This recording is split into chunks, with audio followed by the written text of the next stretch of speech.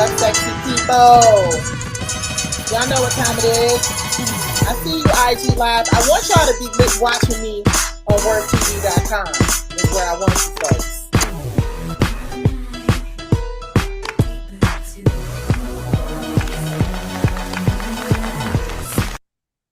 Now, what's up, beautiful people? It's your girl, Nikki Gilbert Daniels. I hope you are watching me live on Facebook, Instagram, LinkedIn Live. I got my IG Live people here too. IG Live, y'all know y'all can go click that link in my bio so that you can see the full show. But, you know, I love y'all, so I want to hang out with y'all here as well. I see you, Miss Strawberry Beyond Blessed. What's up, ATL CJ? What's up, buddy? 1422.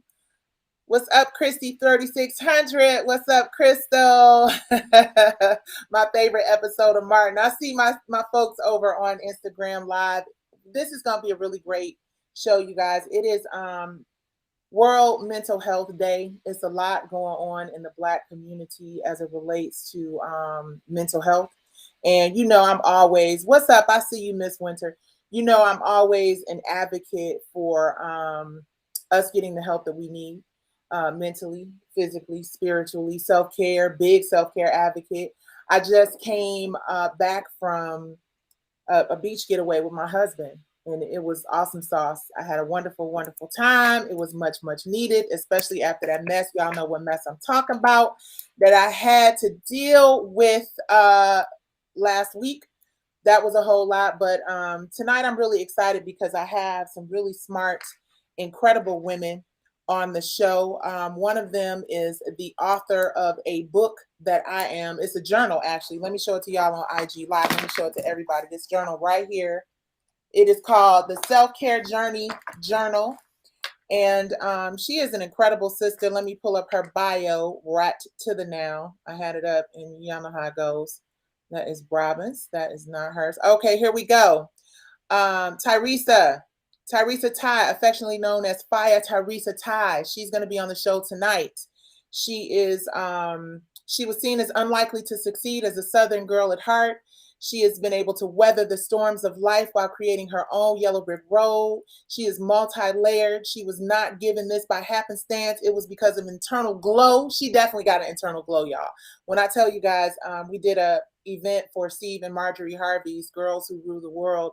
And when I tell you that this sister was so dynamic, her energy, how she spoke to those young girls, she's absolutely incredible. I actually love her self-care journal. I think it's super duper amazing. And we're going to talk about that. So again, if you're on my IG Live, you can absolutely click that link in my bio and watch us live on worktv.com, watch us live on YouTube, and please press like and subscribe on our YouTube channel, you guys. We're going to get into a lot of really great dialogue about women coming together to take care of ourselves as individuals and take care of us, you know, collectively.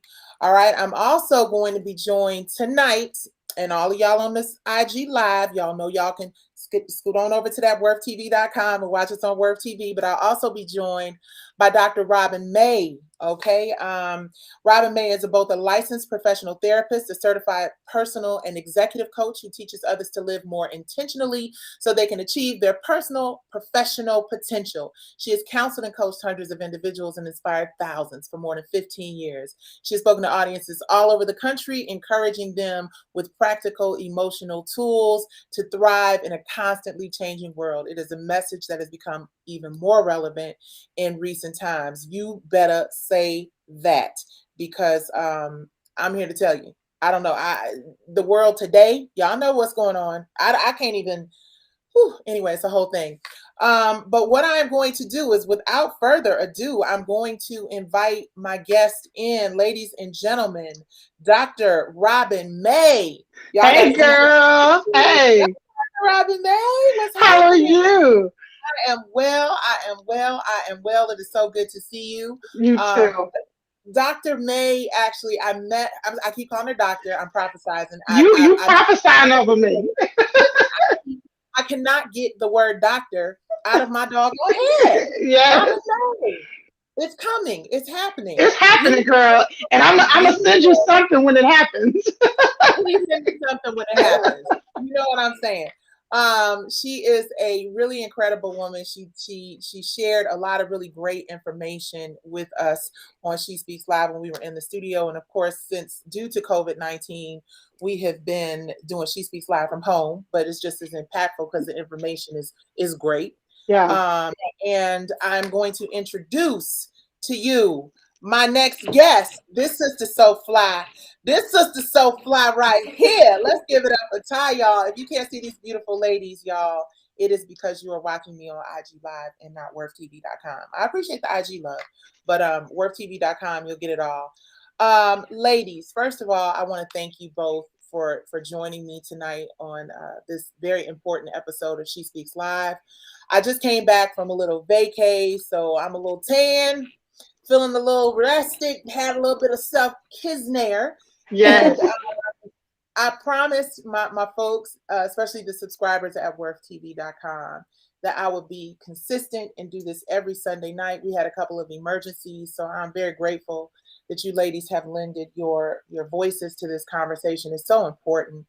I'm such an advocate for women and girls, and in particular, Black women and girls, because I believe that we are underserved in every area of our lives, period. Mm-hmm. I think Black women too often, far too often, end up with the short end of the stick. So Robin May. Just flow with it. Just flow with it. Listen, I'm loving it. Robin May. She didn't say call me a doctor. This is just Right. can't get out of my spirit. But Robin May, can you please explain what it is that you do in this wonderful life of yours, and why it's important? So I love that you said that you are an advocate for women and girls, and I've been watching the work. Let me just say something to you very quickly. I've been watching the work you are doing, and I know that sometimes, Nikki, it can feel like you are pouring out, and you can find yourself almost being on empty. That's why I'm so glad you went away and took a vacation. I want you to know that your work is not in vain. Listen, you know I'm a pastor's wife. I don't mean to preach, but your work is not in vain. I need you to understand that the work that you are doing, listen, we do all that we do for an audience of one. I don't care if we don't get applause from anybody around us. You have to know that your Father in heaven is smiling down on you. So keep doing the work. Don't give up.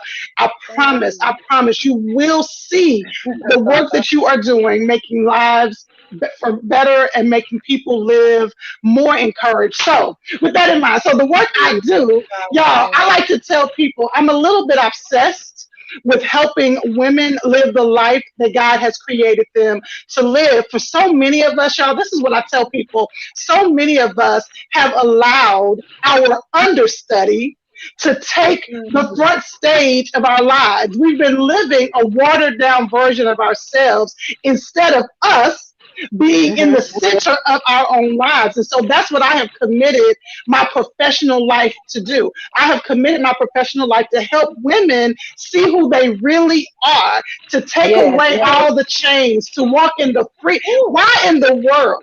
This is my question to anybody listening.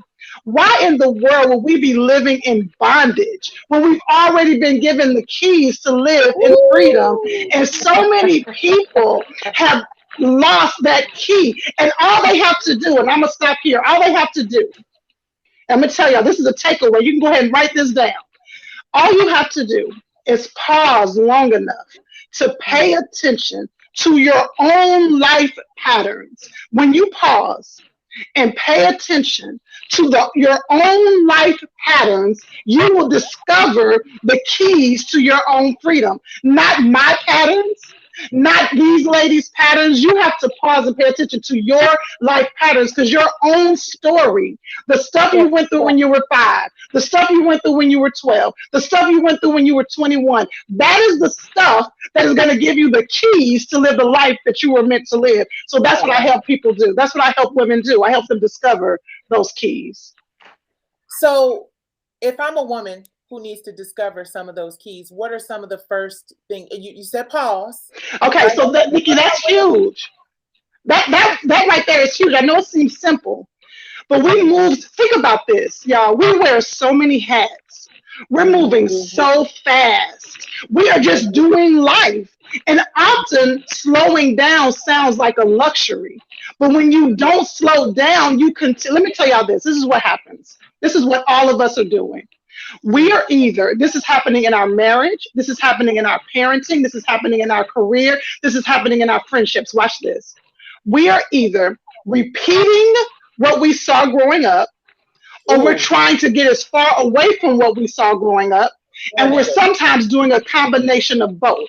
So I'm gonna use myself as an example because I share my crazy, so you ain't got to share yours. When it comes to when it comes to my marriage, I often find myself trying to do things a little bit differently than how my mom did it.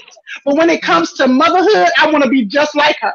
And so we do a combination of both. So, Nikki, when I say pause, people move by that really quickly. But that's key because when you don't pause, you keep repeating things that are no longer serving you. You keep doing things. Y'all, we defend our dysfunction like it's going out of style. Woo! We def- Wait. Say that one more time. You can't just say past that. What do you mean when you say we defend our dysfunction? What exactly does that mean? yeah, so many of us have dysfunctional, all of us, not many of us, let me just say that, all of us, All of us. everybody. I call it your PDP. Write this down. I call it your PDP, PDP. your PDP, your personal dysfunctional pattern. All of us have it. All of us have a personal dysfunctional pattern. And so what happens though, because we have been taught live with no regrets. It doesn't matter. Just everything is a learning lesson. Right. What we've done is that we begin to defend patterns and behaviors that are not serving us because nobody taught us how to start to challenge some of that stuff that we just do because we think it's normal. Just because it happens all the time, don't make it normal. So we defend, y'all. I spend so much time in sessions, whether it's a counseling session or a coaching session. I spend so much time, most of my time is spent trying to help people look at their lives through a lens of truth. Ooh. Mm. So Look at often the we want to look at them through rose-colored glasses, and we really yes. don't deal We with don't tell ourselves. ourselves the truth. And I'm gonna tell you how Right. you'll know, ladies. Let me all of us, all three of us know this. Let me tell you what happens. If you just scroll through social media, this is an exercise I tell my clients to do. Just scroll through social media. All you see on social media is because they did this to me. They gonna have to pay. They didn't come through. They didn't have my back. That's all we see on social media. We very rarely see on social media people taking accountability for their own stuff. So the majority of the time, I work with couples too. My passion is couples as well. And Nikki, I tell people all the time, I can sit with somebody for 10 minutes and know whether or not they're going to stay stuck.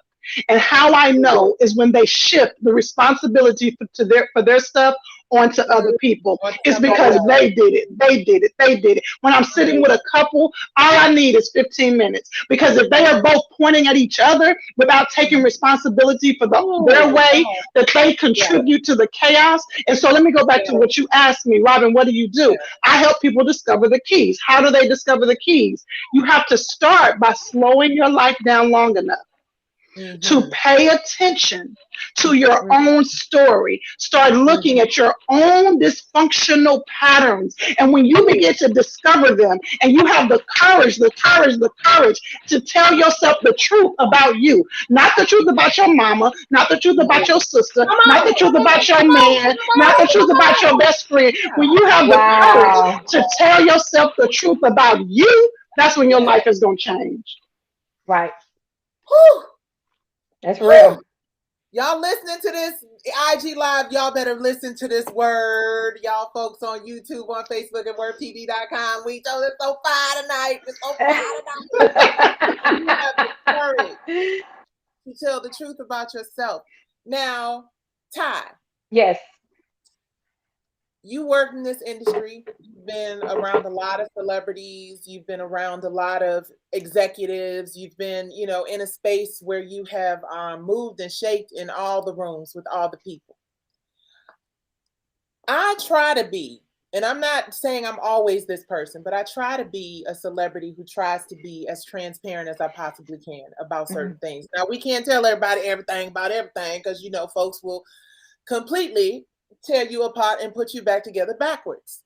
But I do know that I pride myself in just kind of sharing those moments when I'm in a space of, I lost my mom and my dad 90 days apart. I was broken. I think what almost sent me to the point of no return into the sunken place, if ever or ever there was a sunken place, it was when Maxie died, because that just, my parents were older. My mom, I was a caregiver for her for many years. So I was mentally preparing for it. But as a person in the public eye and someone who works with people in the public eye, have you ever had clients or friends or people that in this industry that were suffering something, uh, mental health issues, that were afraid to be transparent because of the judgment? And what do you say if that is the case to those people? Absolutely, absolutely. Because for me, um, as you said so eloquently, I'm a Southern girl from Louisiana, and and we love to love on people, and Yes. we baby you this and baby you that, and we like to feed you, and we just like to show love. We don't talk about it, we be about it. And Be about so we be about it. And when I really got deep into the entertainment industry, I remember people saying, um, she's like, let me see, they would say stuff like, it's something about her, or they were kind of trying to see if I could keep up the personality, the character, what I represented. And I had to let them know, baby, this is in me. Whatever is in you will come out of you. Okay, yeah. it's the fruit that you bear. It's the great grandmother in me. It's the grandmother in me. And Mm-hmm. so I'm naturally a nurturer. And so when I came into the industry, I didn't allow that to take away my roots. I'm going to still be the person that I am. And because no matter how much I may choose some not not the best words that my grandfather was a pastor would love for me to Hey, use. sometimes you gotta just speak with Yeah, passion, honey. sometimes I look. I You try better to, touch your tongue, Vicky. aka some profanity. I tell him, I say, I try to stick with the cuss words in the Bible, but despite Oh that, yeah, God has given me the gift of discernment. And so yeah, some things you don't have to tell me. If I get yeah. around you, I can feel it. I can see it. It's very clear to me. And so God has blessed me to be in rooms with people that I never thought I would ever even get close to. Yes. And you would be surprised. And I'm not talking about just, people know me from managing and being around the hip hop artists, but I'm talking about the ones that saved and filled with the Holy Spirit speaking in tongues type artists, Mhm. right? Mhm. Mhm. That they're broken. That for so many Why people, do you think? Let me ask you, Ty. Why do you think? Because most people would think, if you're a gospel artist, that your job is really to spread the gospel and be in that space. Why do you think so many people from the spiritual space, as well as we know R&B, we gonna get into right? R. Kelly. Well, we gonna get into that. But why do you Uh, think so many people are broken? What do you think that comes from? because they're human. I think Ooh. people don't understand that this is a gift. Just like people can do hair really well, and Mhm. people can they can be an engineer or a nurse or a nail Mm. technician or a stylist. At Mm. the end of the day, they're human, and people Mhm. forget that. And it's so sad that we judge each other. And what I hate about it, and I don't use hate very often, but I do hate this. I hate Okay. I hate for our culture, in particularly, to judge not only each other but our artists, because it's Ooh. like they forget. It's like, and my grandfather, who was a pastor, would say this all the time, that I've been chosen for this. I didn't choose this, it chose me. Ooh. Okay. Yeah. But Okay. I'm still a human being, and I still have strongholds, I still have Yeah. challenges. I was a little kid. I was still, before I became this, that, or the other, I was the little 5-year-old kid that had to be raised by a parent who didn't have it together either, like the sister Mhm. shared. We are Mhm. adults that are a reflection of our childhood, no matter who we are Ooh. now.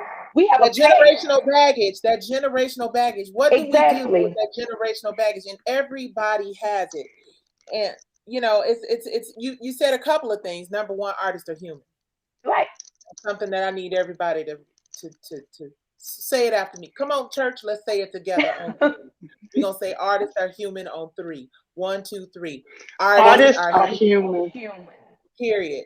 So often we put them in this bubble where they can't make mistakes Right. and they don't have problems with their bills and they don't have problems in their relationships and they don't have problems with their self-esteem because they're on stage performing all the time. But artists have to tap into a really sometimes traumatic, dark place, right? Yeah.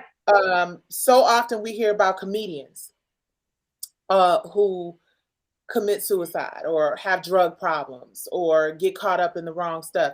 And you're like, these are comedians. These are folks that are supposed to make us laugh. Back to these artists that are spiritual artists who are supposed to lead us, you know, into this space of like knowing that God will heal all things and knowing that their faith is as small as a mustard seed, but as Hmm. great as a mountain. You know what I mean? So it's like, what do you say to people who watch artists? And either one of you ladies can take this one. What do you say to people who watch artists, either fans or supporters, who either don't get that a lot of artists are broken or don't really know how to really process or don't want to really deal with that side of them? Because what I think happens a lot in the entertainment industry, while we're talking about mental health in the entertainment industry, Hmm. is artists are so afraid to be honest and transparent. And artists really have the ability to change lives by telling their truth because it inspires other people. So, okay, so Absolutely. let me say this. So, this is what's interesting, y'all, because I'm not in the celebrity world, right? Hmm. But Okay. God has given my husband and I a unique experience. My husband was a politician for many, many years, for 10 years before we started to pastor the church where we pastor. And so, let me be very clear when I say this, in our very small world, we are well known. But when I say, let me be very clear, in our very small little county over here, right? Ain't nothing small, ain't nothing small. And so, 709 over there, girl. Guess what? It's so, happening. so in our little world, I understand. I'll put it like this. Here's an example. If I go to the doctor, I'm talking the dentist, the lady doctor, any doctor, if I go to the grocery store, it never fails. Somebody's going to say, I know you, right? And so Hmm. because of that, I am very uncomfortable if I got to go to the doctor for an issue. Because I'm Yeah, like, I don't know who's gonna be texting their friend in my little world, right? Okay. right. So I'm saying that to say this. Your point, I think, it is a it is a duality. It's almost a systemic or a systematic issue. I believe the industry, the artists, and the fans all Mm-hmm. contribute to this chaos. Let me give you another example, and then I'm going to get to the point. Let me give you another example. Again, in our little small worlds, Mm-hmm. people have an expectation of what we should be driving. People have an expectation of Ooh. what our house should look like. I had a client who happened to know our world, and we were just talking. Me and this client were just talking. I was like, "Yeah." And so my husband and I, we went to Applebee's the other day, and he said, "What y'all doing at Applebee's?" I was like, I was like, where do you think we eat? Another friend said, why y'all driving that?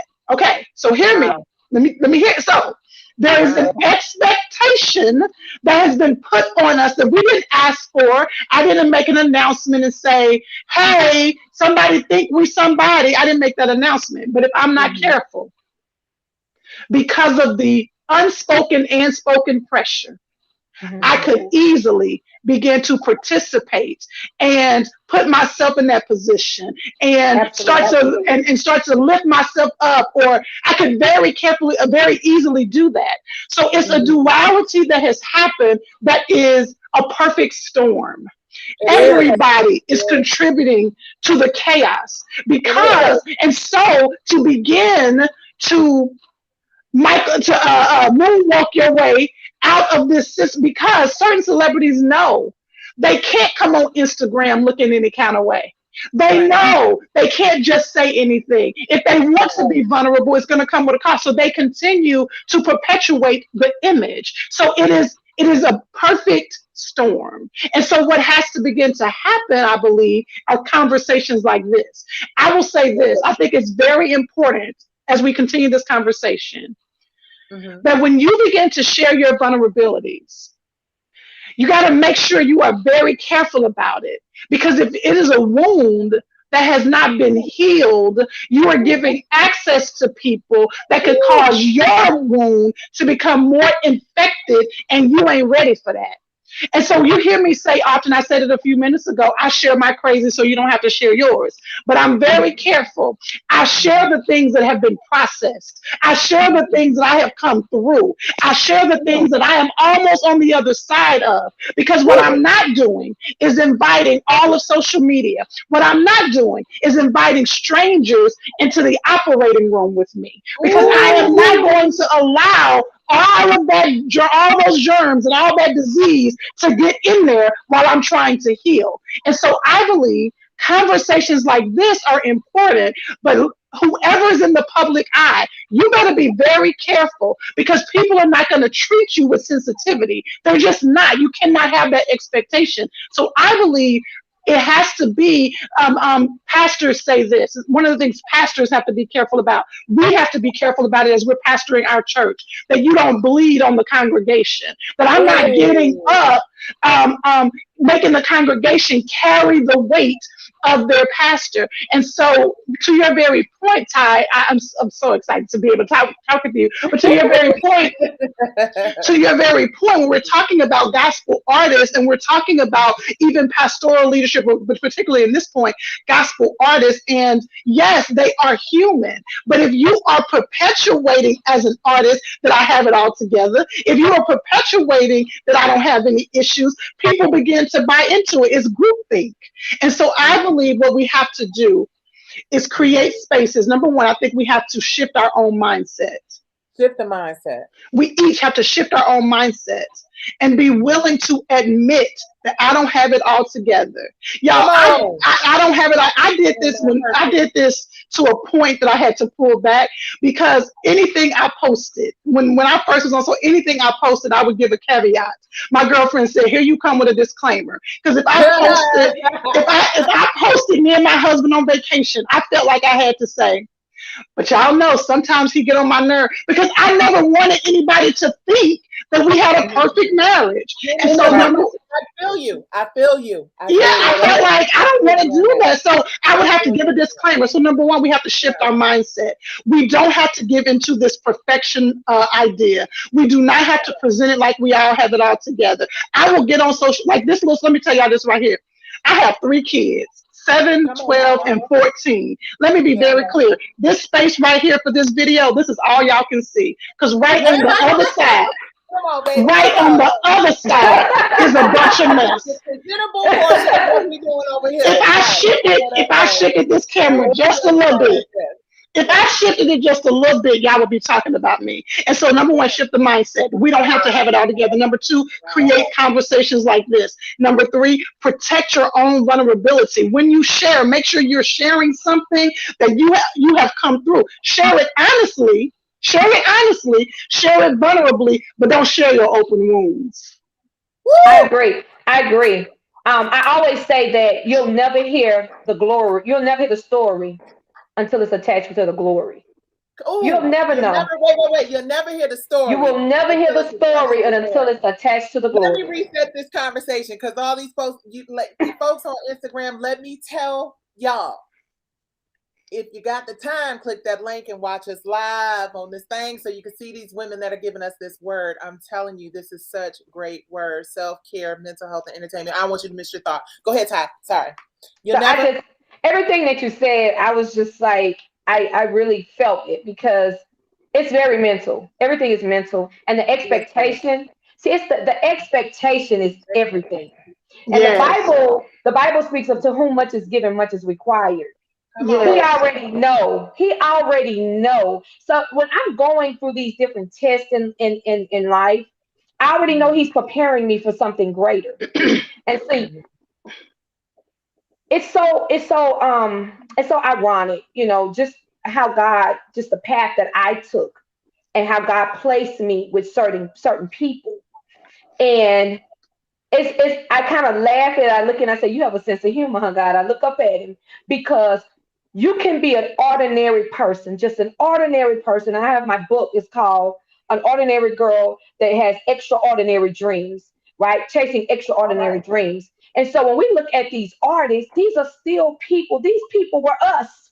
You say, I got this little bitty Yes. circle. Guess Right. what? Steve Harvey used to have a little bitty circle, right? He sure did. I And remember Steve Beyonce Harvey used to dancing. have, Yeah. yes, Beyonce was in Houston, Texas, and she had a little bitty circle. See, we all started off with a little bitty circle, and Yes, we did. as we continue to do operate in our gift, right? Yes. The expectation grew. To whom much is given, much is required, right? Yeah. The Yes. expectation grew, not just from us and not just from God, but from our audience. But in the process, Yes. right? Yes. In the process of that, we have not been trained. I talk about all the time dating. Oh wow. Woo! So we That's it train, right there, Ty. That's We it, have not girl. been trained. we, Listen, we, lady. we What haven't you been mean by trained. that? What you mean? I ain't gonna let you slide by that. What you mean by that? What We, you mean by Tell that? it. Tell it. I'm giving you a high five, honey. That is the truth. we just haven't been trained on how to operate in in our season.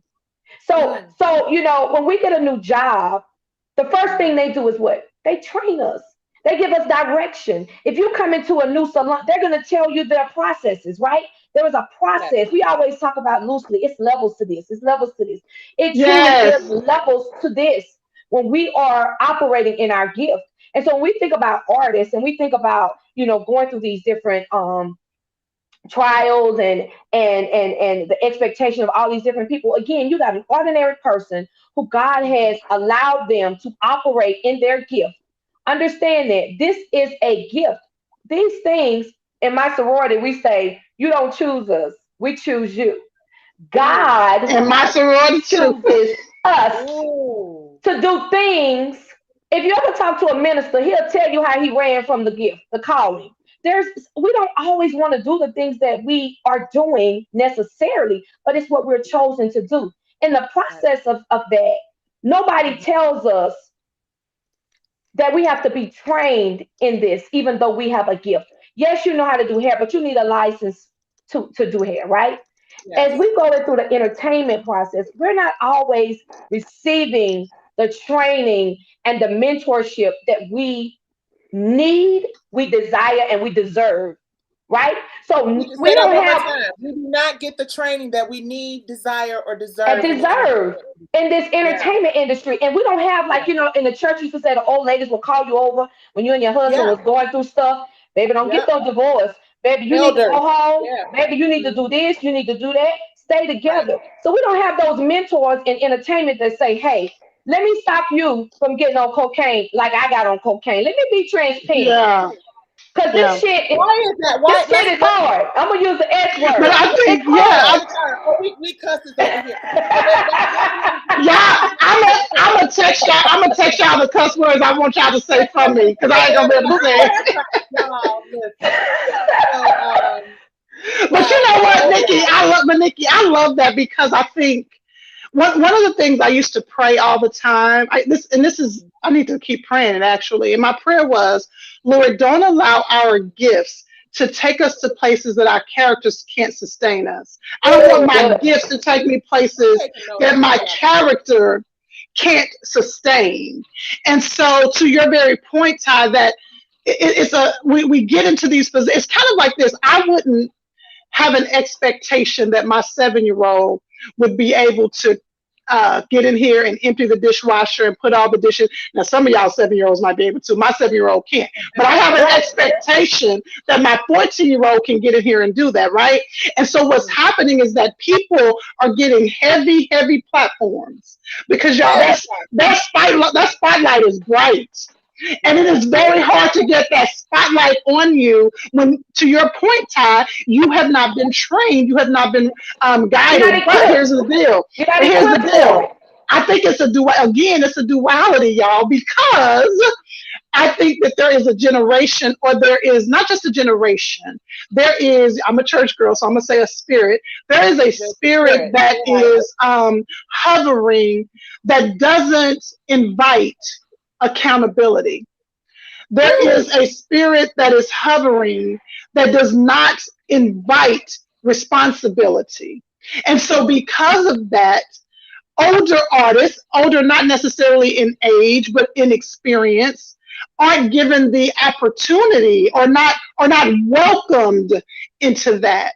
And so I think culturally there, and it's not just in entertainment, it's period. It's happening in church, it's happening, but the Bible says older women teach the younger women. The older women ain't teaching, and the younger women don't want to be taught. And so we They have to, want to be proud. there Right. has to, there's a spirit You're right. of independent. Listen, I'm an independent chick, y'all. I'm very serious about my independence. My husband Right. can make a joke, and he'll be like, "Get in there and do something." And he know the moment you say "get in there," I'm gonna sit down, cross my legs, because I ain't about to do nothing. You telling me get in there and do that, right? And so, Absolutely. I'm an independent chick, but I Yeah. also believe in submitting to leadership. I long for older women to teach me. I sit at their feet, because I ain't gonna make the same mistakes you made if I can avoid Come it. on, Let lady. me Come make a on. new Come on, one. lady. And so Yeah. I Yeah. think, to your point, Nikki, I think, and Ty, I love what you said. The platform is really heavy, and it's toddlers having to carry really heavy platforms. Their muscles Right. haven't been built to be able to sustain it. And so we're wondering why people are crashing under the weight. And then you add to it the scrutiny. You add the scrutiny to it. You add the herd mentality. You add the cancel. You're going to be canceled if you blink wrong. You add all of that, and we are not creating an environment for true Right. transformation. We're not Oh, there's creating no it. way. Woo. And because you're a spiritual girl and I'm a Come on. PK, Come right? on. I'm going to tell you something that you can really understand from a spiritual level. I'm trying to make sure my lighting stays well because I'm actually not in my space. I've been traveling. You look Um, beautiful. You look thank you, beautiful. thank you, thank you. Y'all IG, So, they on fire. They on fire. They on fire. so you're going to feel me when I say this. When when there's a pastor or a deacon or the mother of the church, when they are called to cast out demons, and Yeah, this is girl, come real. I on. don't know if people are You familiar. talking my I don't know world. if people. I don't know if people are familiar with this. And this stuff I remember as a little girl. They didn't just do it one day. They didn't just say, "Oh, it's Sunday. Let's cast out demons." They prepared themselves.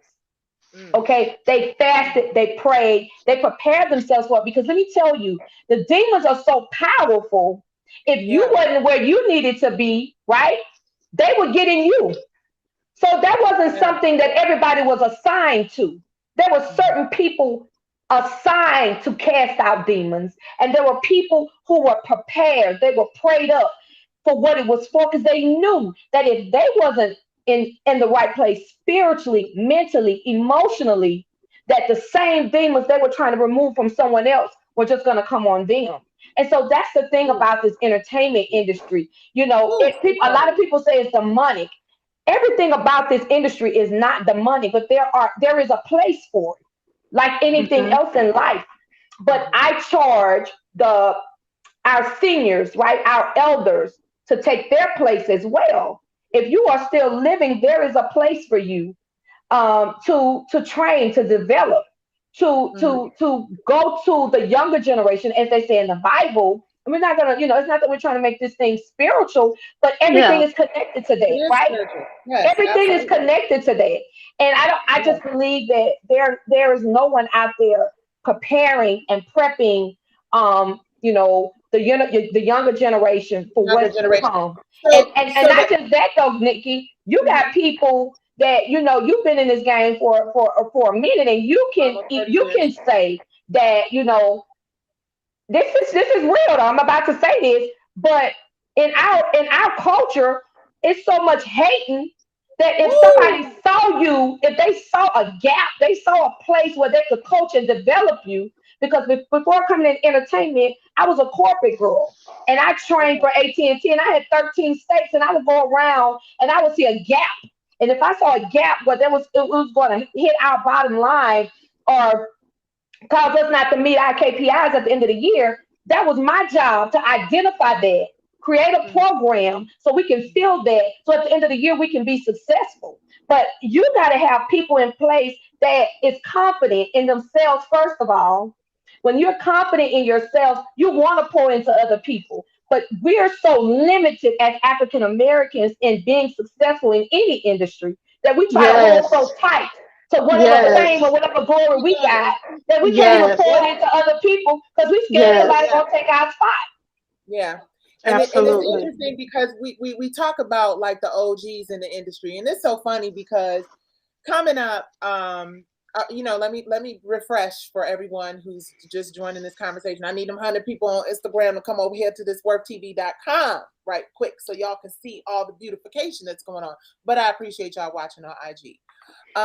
One of the things that I've noticed in the entertainment industry is back in the day, like when Brownstone and SWV, in the 90s, we had so much respect for Gladys Knight, for Patti Yes. LaBelle, for Yes. Luther Vandross, for Anita Baker, like for the OGs. We respected the OGs in the game, and we went to the OGs for advice. I remember, was it Mary J. who said that Shaka Khan pulled her to the side and was like, "Hey, babe, this is what you need to do. This is how you need to carry yourself." Right. We had conversations with legends that made it very clear to us. I'll never forget when R&B Divas did, I believe it was the Trumpet Awards. I'll never forget Shaka Khan came to us afterwards and was like, you ladies have to carry the torch. It is up to y'all to do it. But now it seems like everybody is afraid to check these youngins. Like, I feel like I'm one of the few people, like I get ate up. I get ate the up when I articulate my disappointment with a lot Yeah. of what's going on. We had a show last week, and it wasn't any shade or anything. And you guys can watch it on our YouTube channel, worktv.com. But I talked about Lizzo, and I talked about the fact that I love me some Lizzo. I think she is sexy and beautiful and talented. But we talked about the situation where she showed her ass literally, and I'm only using good words. My IG family like, Nikki, you ain't cussing, because I have Robin May on. I got Nikki on my show, and these sorority sisters. Well, I can't make no promises. Yes, I told y'all. Say it for me. Yes, Say it for me. she definitely showed her her ass, and ass. I'm gonna She say showed this: her ass, and there I was thought it was a nothing lot wrong with what for you her. said. It was a lot for me, for Lizzo to show her ass at a basketball game. And then, I thought, okay, well, you know what? Maybe she's going through something. And then shortly thereafter, I noticed that she would post that she felt alone or that she felt depressed. And then, people start going in on her. And I think, back to this conversation about really talking to our younger generation and the OGs and the legacy acts. Really, like, I'm wondering why some of these rappers aren't talking to some of these young rappers out in these streets. Like, yo, what are you doing, bro? You shouldn't be doing it. It's like Yeah. the kids are running the industry. What Mm-hmm. do you say to those people? Why, first of all, either one of you can take this. Why don't you think? And I'm going to get to some questions on IG Live too, because there's a bunch of people trying to join this conversation. But why do you think? Do you think that it is that these OGs are afraid because they feel like these young kids are going to cancel them? Or do you feel like they just don't want to ruffle any feathers because they don't want the industry to look at them sideways? Why do you think more of us aren't stepping up I and think helping? for one, I think I love social media. Right. And I think it has it's a lot of great things that have come and will come from social media. It's a great platform, but it's bittersweet. Yes, And it is. I believe that it's so powerful because we've allowed it to be so powerful that people have lost sensitivity. They're not as conscious as they should be.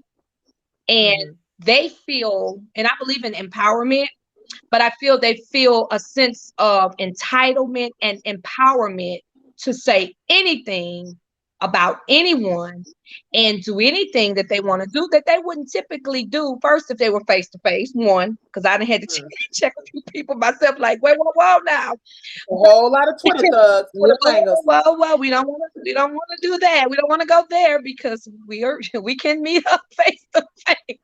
But no, that's a joke. That's a joke. But my thing is that people immediately take things to social media, right? Exactly. They don't even know how to communicate anymore, right? And they do it. It's intentional because they feel like there is a platform where they'll have an audience to take someone down. So they don't use it in a positive light. They use it in the opposite. And that's what I see. I feel like a lot of times when something happens, and I want to use Monique for an example.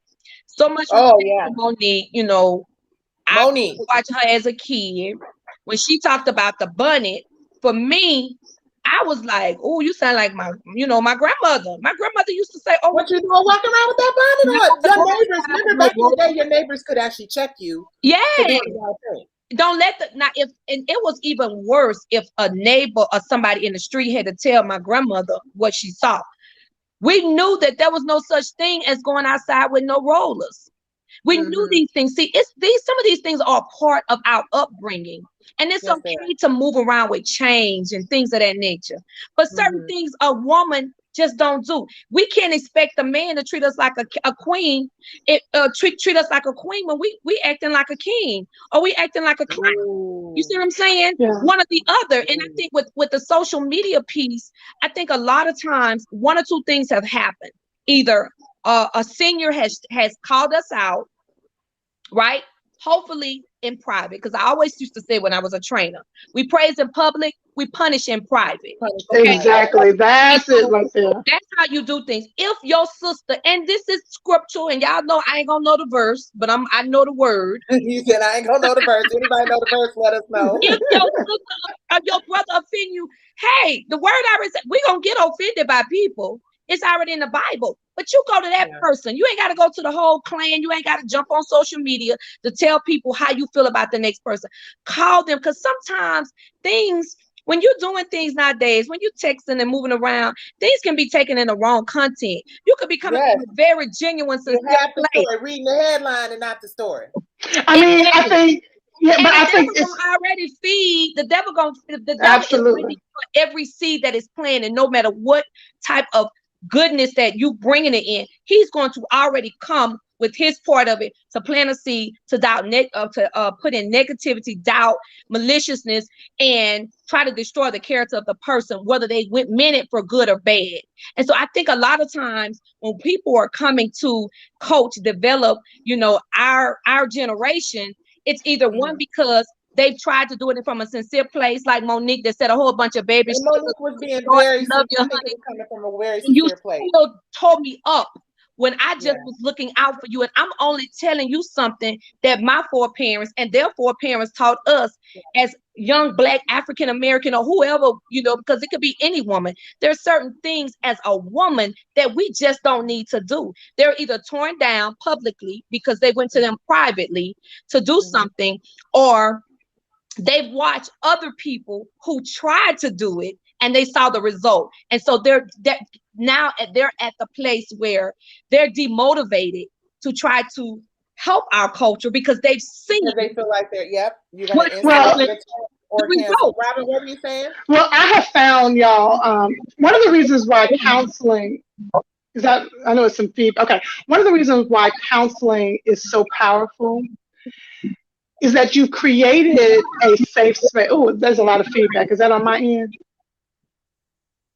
We're trying to fix it. Okay. Yeah. Okay, go ahead. Okay, so counseling creates a very safe space, right?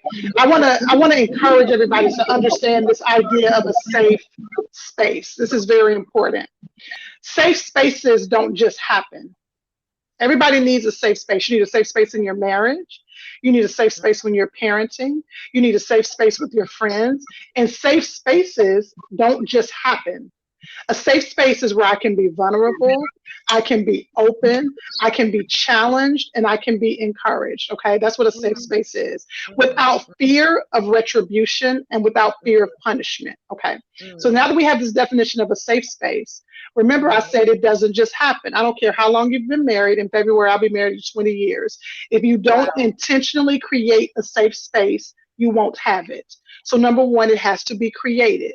Once the safe space has been created, it has to be cultivated. What does that mean? Life happens, and so the weeds are going to pull up. You're going to start having issues. You got to go in there and pull up those weeds and deal with the offenses and deal with the frustrations. So you've created this safe space. Number one, it was created. Number two, it was cultivated. Then it has to be covered. What does covered mean? It has to be protected, because things are going to come against the safe space. So why am I saying that? I have found, again, the reason why the counseling relationship is so powerful is because it is a safe space. You telling me your business, and I lose my license if I tell your business. So we've created a safe space. So when it comes to artists, older artists, again, not in age but in experience, I have found, y'all, that if a safe space hasn't been created, it is very hard to give discipline outside of relationship. It is very hard to give correction outside of a connection. Now, remember what I said earlier. There is a generation or a idea that has happened in our time today. My daughter is 14. My oldest is 14, y'all, and I'm trying my best not to catch a case. Okay, I'm trying my best. Don't do it. Because that mouth of hers, her mouth is out of control. Do you hear me? Out of control. And one of the things that blows me away, now my husband and I are very old school parents, y'all. But one of the things that blows me away is that my 14-year-old really believes that I need to earn her respect. I grew up, my mama didn't have to earn my respect. She was my mother, so she got respect. And so in this, as I'm raising these kids of mine, it's a different generation. And so these chicks really do believe that they gotta say so. So if that's happening with my 14-year-old, what has happened is that the respect, Nikki, that you gave the old school folks during your time, just because is not the same thing that's happening now. The respect doesn't happen just because, right? And so there has to be a relationship. The services, what? I'm a beat you. Exactly. Do you hear me? And so now what we recognize, what has to happen, there has to be a relationship that is forged, a safe space that is created so that correction or discipline can be rendered. Because when it isn't, you get folks, to your point, Ty, popping up on Facebook, popping up on Instagram. They have 1 million followers and they want to say, I know she just, you're popping off, right? Because the relationship has not been forged. So I believe that people are gun shy, right? And so I am not going to get on social media and correct anybody. But if I see something that needs to be corrected, I try to forge that relationship if I feel that God has called me to. Because the Bible says, y'all, that some of us are taking on some burden. He said, my yoke is easy and my burden is light. So if you're feeling burdened down, you might be taking on some burdens that he didn't ask you to take on. And so I think what we have to do, Nikki, I think is very important. I think it's very important for people like you, Ty, who have the ear of those who are influencing the culture. You all have the ear of those who are influencing the culture. I believe it's going to be critically important that you look at me telling y'all how to use y'all platform, but it's going to be very important for you all to continue to forge those relationships, because Nikki, you have a reach that I simply do not have. And if I'm speaking to you, then you speak to somebody else who has a reach that you don't have. And it just continues to shift this idea again that is something wrong. See, one of the things I always say is that we got to be careful of our language. And we beat people up when they express vulnerability. We beat people up when they say they don't have it all together. But if we can begin to show and teach people, no, there is power in your vulnerability. One of the things I tell people all the time when I hear somebody say, be strong don't cry. I often shift that and I say there is nothing weak about tears. Actually, having the courage to cry shows your strength. And so I think this idea of, go ahead. Can I ask you a question about that? Why? Because that's something. Look, now I'm about to go into a real therapy session with you, Doctor. Yes, let's do it. Let's do it. I'll hold my thought. You keep saying what you were saying. I'll hold my thought. No, that was just I wanted to just piggyback on what Ty was saying. I think, and to your very question. And your question was, why are the older artists not forging or having saying the tough things? I believe they're gun shy. I believe we've seen too many examples of what happens when you do. And the cancel culture. So I would say the answer to that, one of the options is to create safe spaces, to create intimate relationships. Because I'm gonna be honest, because I just keep it real quick. If somebody tried to check me publicly, I'm not gonna respond very well to it. That's just that Scorpio in me. That independent chick in me. I'm gonna be like the hood in me, the whatever you right, because our first reaction, Jesus is still working on me. Jesus be looking at me sometimes saying, whoa. So don't come for me either. Our first reaction to correction is defense. It's almost automatic. Our first reaction, we want to.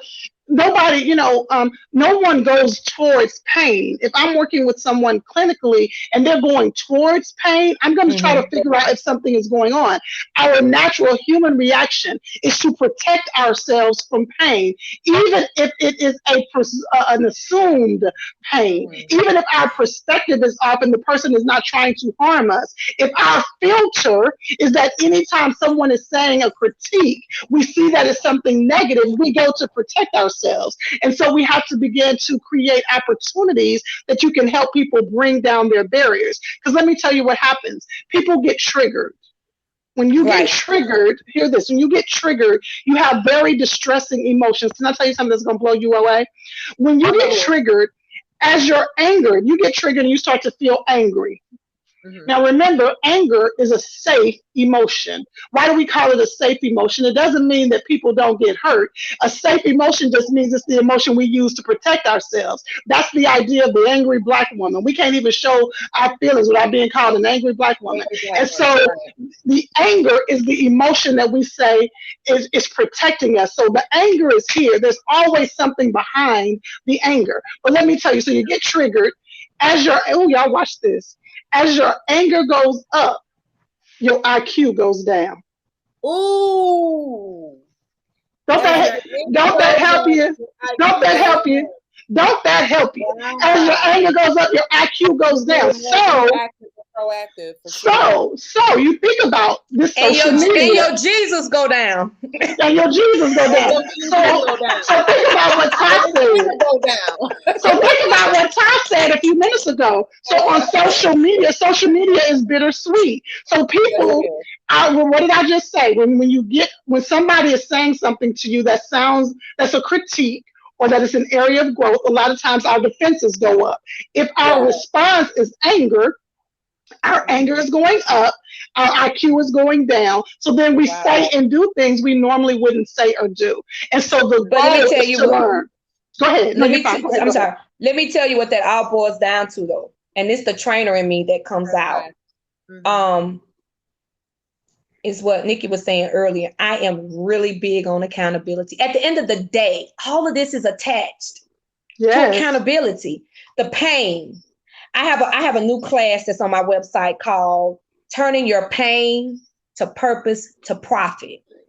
And one of us talked about this. We were talking about this earlier when we first started this conversation, because your testimony, you're going through a test for a testimony just to turn that into a message, a story to help somebody else, because everybody's been through it. When we look at the Bible, we keep referring to things as it relates to the Bible. It's because somebody done been through it to be an example for us. It doesn't stop. Every life that's on this earth right now, whatever God allows us to go through, is for us to take that lesson and teach it to someone else. So that, guess what? they won't make the same mistakes. And at the end of the day, it's about accountability, not just accountability to you personally, because I talk about this in my book, what somebody didn't do or should have done. Okay, so I'm talking about accountability to that individual, accountability for me, accountability for my mama, accountability for my daddy, accountability for that producer, that engineer. Everybody has an accountability piece. There is not one soul here that something happened to or should have happened to, that it's not another person that have some type of accountability, but we don't like to take accountability. Exactly. And that's where a lot of the pain comes from, because we are trying to carry that burden alone. Anytime there is a storyline, anytime there is a gossip piece, anytime there's a this, that, even when you're talking about R. Kelly, all that, trust and believe, my baby, there are some more people in this storyline, okay, that's not taking accountability. And at the end of the day, that's the whole thing when it comes to let me coach this person, or let me do this, or whether you want to coach and you can't coach because guess what? They don't want to take accountability of the feedback that you're giving them, because what you're trying to do is correct a behavior that everybody see, but nobody is bold enough or care about you enough to even share it with you because they're afraid of how you're going to respond to it. So this is a great time to go into this here conversation. According to the Jasmine brand, R. Kelly's music has gone up 500%. R. Kelly's music has now gone up 500%. So let's switch gears a little bit and let's talk about this R. Kelly situation. I don't know. You talked about accountability. There's a ton of people in the industry that probably feel like, well, let me rephrase that. There are people in this world who feel like R. Kelly has gotten the raw end of the stick, right? And recently, I believe it was Cocktails and Queens, Selena Johnson, who, as I said under the post on Jasmine Brand, is one of the smartest women I know. She mentioned that she felt like maybe Rob needed to be in some sort of mental health care facility. She used the words insane asylum. We know what she was talking about, mental health care facility. And there's also a lot of talk of R. Kelly, outing other people who were either enablers, who should also be held accountable. Ladies, what are your thoughts on do we feel like R. Kelly is a situation where he was dealing with mental health issues? And I'm asking my family on Instagram and Facebook and LinkedIn Live and YouTube Live and WorthTV.com. What are your thoughts? Do you believe that R. Kelly has some undiagnosed or misdiagnosed mental health issues that allowed him to go through this industry and terrorize young women and girls? Do you think that R. Kelly is just a bad man who needs to be in jail? Do you think it's a little bit of both? What's your take on this R. Kelly situation and whether or not he belongs in a mental health care facility or a prison? I think that when you said you were going to talk about this, I've said so many things in private because being a woman, you have to be very careful how people perceive things, right? And the few things I've said that, a lot of times people think like, are you condoning the behavior and this, that, the other? And I'm like, absolutely not. But until you are deep in the entertainment industry and you've seen the things that I know you've seen much, much more than me as well, you really can't give the total feedback until you've seen the young girls and the things that they, how they presented themselves. For me, I think he needs mental help like most of all of us. Mental, I think he's dealing with some type of mental illness, like many, not just him, many of us are, from whatever reason. I definitely sexually assaulting, imprisoning, marrying 14-year-olds. It's not right. But this is what bothers me. I feel like he should be punished for what he did. But let's punish everybody. And I'm not saying, when I say that, I'm not saying he should be calling people's names out. One thing about me in this entertainment industry, you're not going to ever get me to call nobody out. I'm very loyal. I'm not, but I will say this. I'm not going to condone things that are unethical and outside my religious belief. But I will tell that person how I feel. I'm going to that individual and I'll remove myself from a situation if it's something that's outside of what I believe personally. I'm not going to continue to ride with it.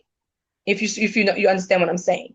I will tell that person. I feel like the situation with him is that, you know, it's a lot of people that's accountable for, I think should be held accountable because I don't know if they ever told him or not personally, but we know how it is with the camp. Everybody got their camp. And you either, you know, my bishop always say, I love the person, I don't love the spirit. So when people say stuff like, are you going to listen to R. Kelly music? I was like, he's a freaking genius. That ain't got nothing to do. That ain't got a damn thing to do. After his verdict, his streams went up 500. It is unreal how, if this was a white girl, if this was a group of white women, the artist, whoever he is, would be canceled. But because it is a black artist and it is R. Kelly and people really don't seem to really give a about black women, it's like, oh, it's Rob though, he's a genius and we got to appreciate him for his music. When you're singing Seems Like You're Ready. But I'll say this here. I separate, this me personally, I separate the artist from the music. I personally separate. And this is a good dialogue because I'm the devil's, I would say, I hate to use the devil's advocate when people say that, but I'm like, when, how would I say this? When I listen to his music, I'm not convicted by it. It depends on what I'm listening to again. Because you got to understand, even if the songs that you're listening to are about young women, 14-year-old girls. Even if you're listening to Seems Like You're Ready, I don't see nothing wrong with a little bump and grind, knowing that he married Aaliyah when she was 14 or 15 years old. I haven't even really followed all the facts of the case because it's just sickening for me. And also that he peed on a 14-year-old. This is the thing we have to. This is another thing, and that's why it's so important that you have this platform, because when I say accountability, he did this, he did that. How was he able to do these things? This is my thing, I'm real.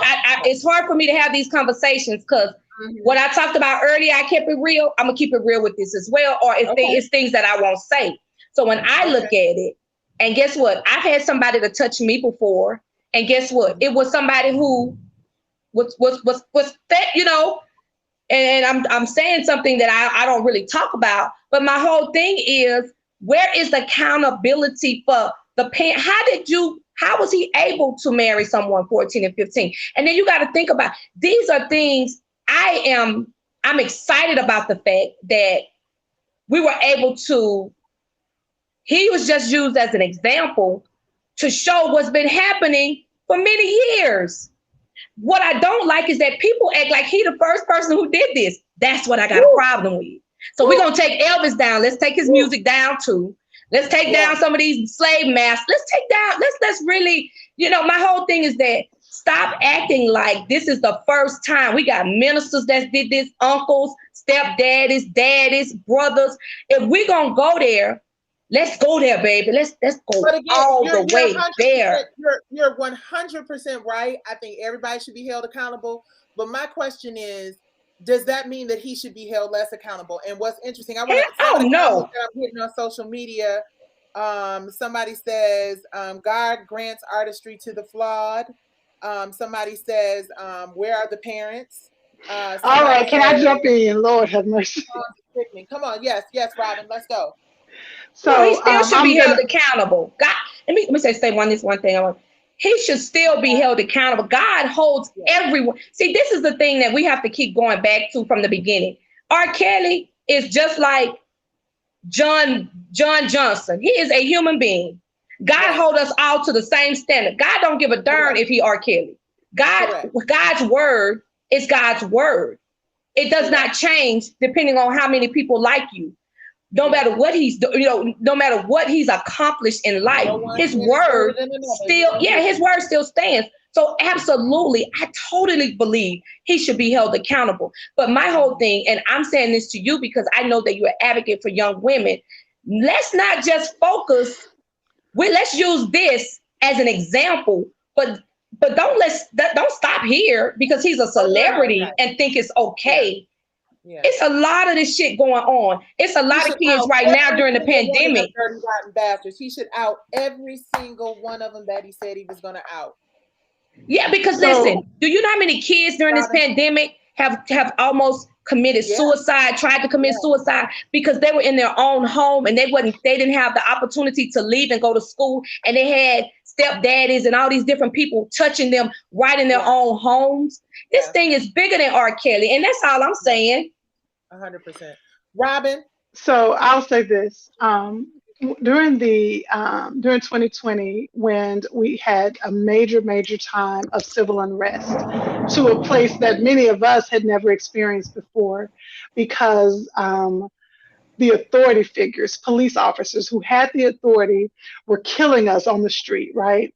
One of the things that would make me really frustrated is when people would say, yeah, I mean, I know the police are killing us, but what about us killing ourselves? What about us killing one another? I would always get frustrated about that because I would say, let's deal with what we're dealing with. We don't have to, it's almost like gaslighting. We're not talking about black on black crime right now. We're talking about police crime against Black people. That's how I feel with this conversation. Not this particular conversation, the global conversation about R. Kelly.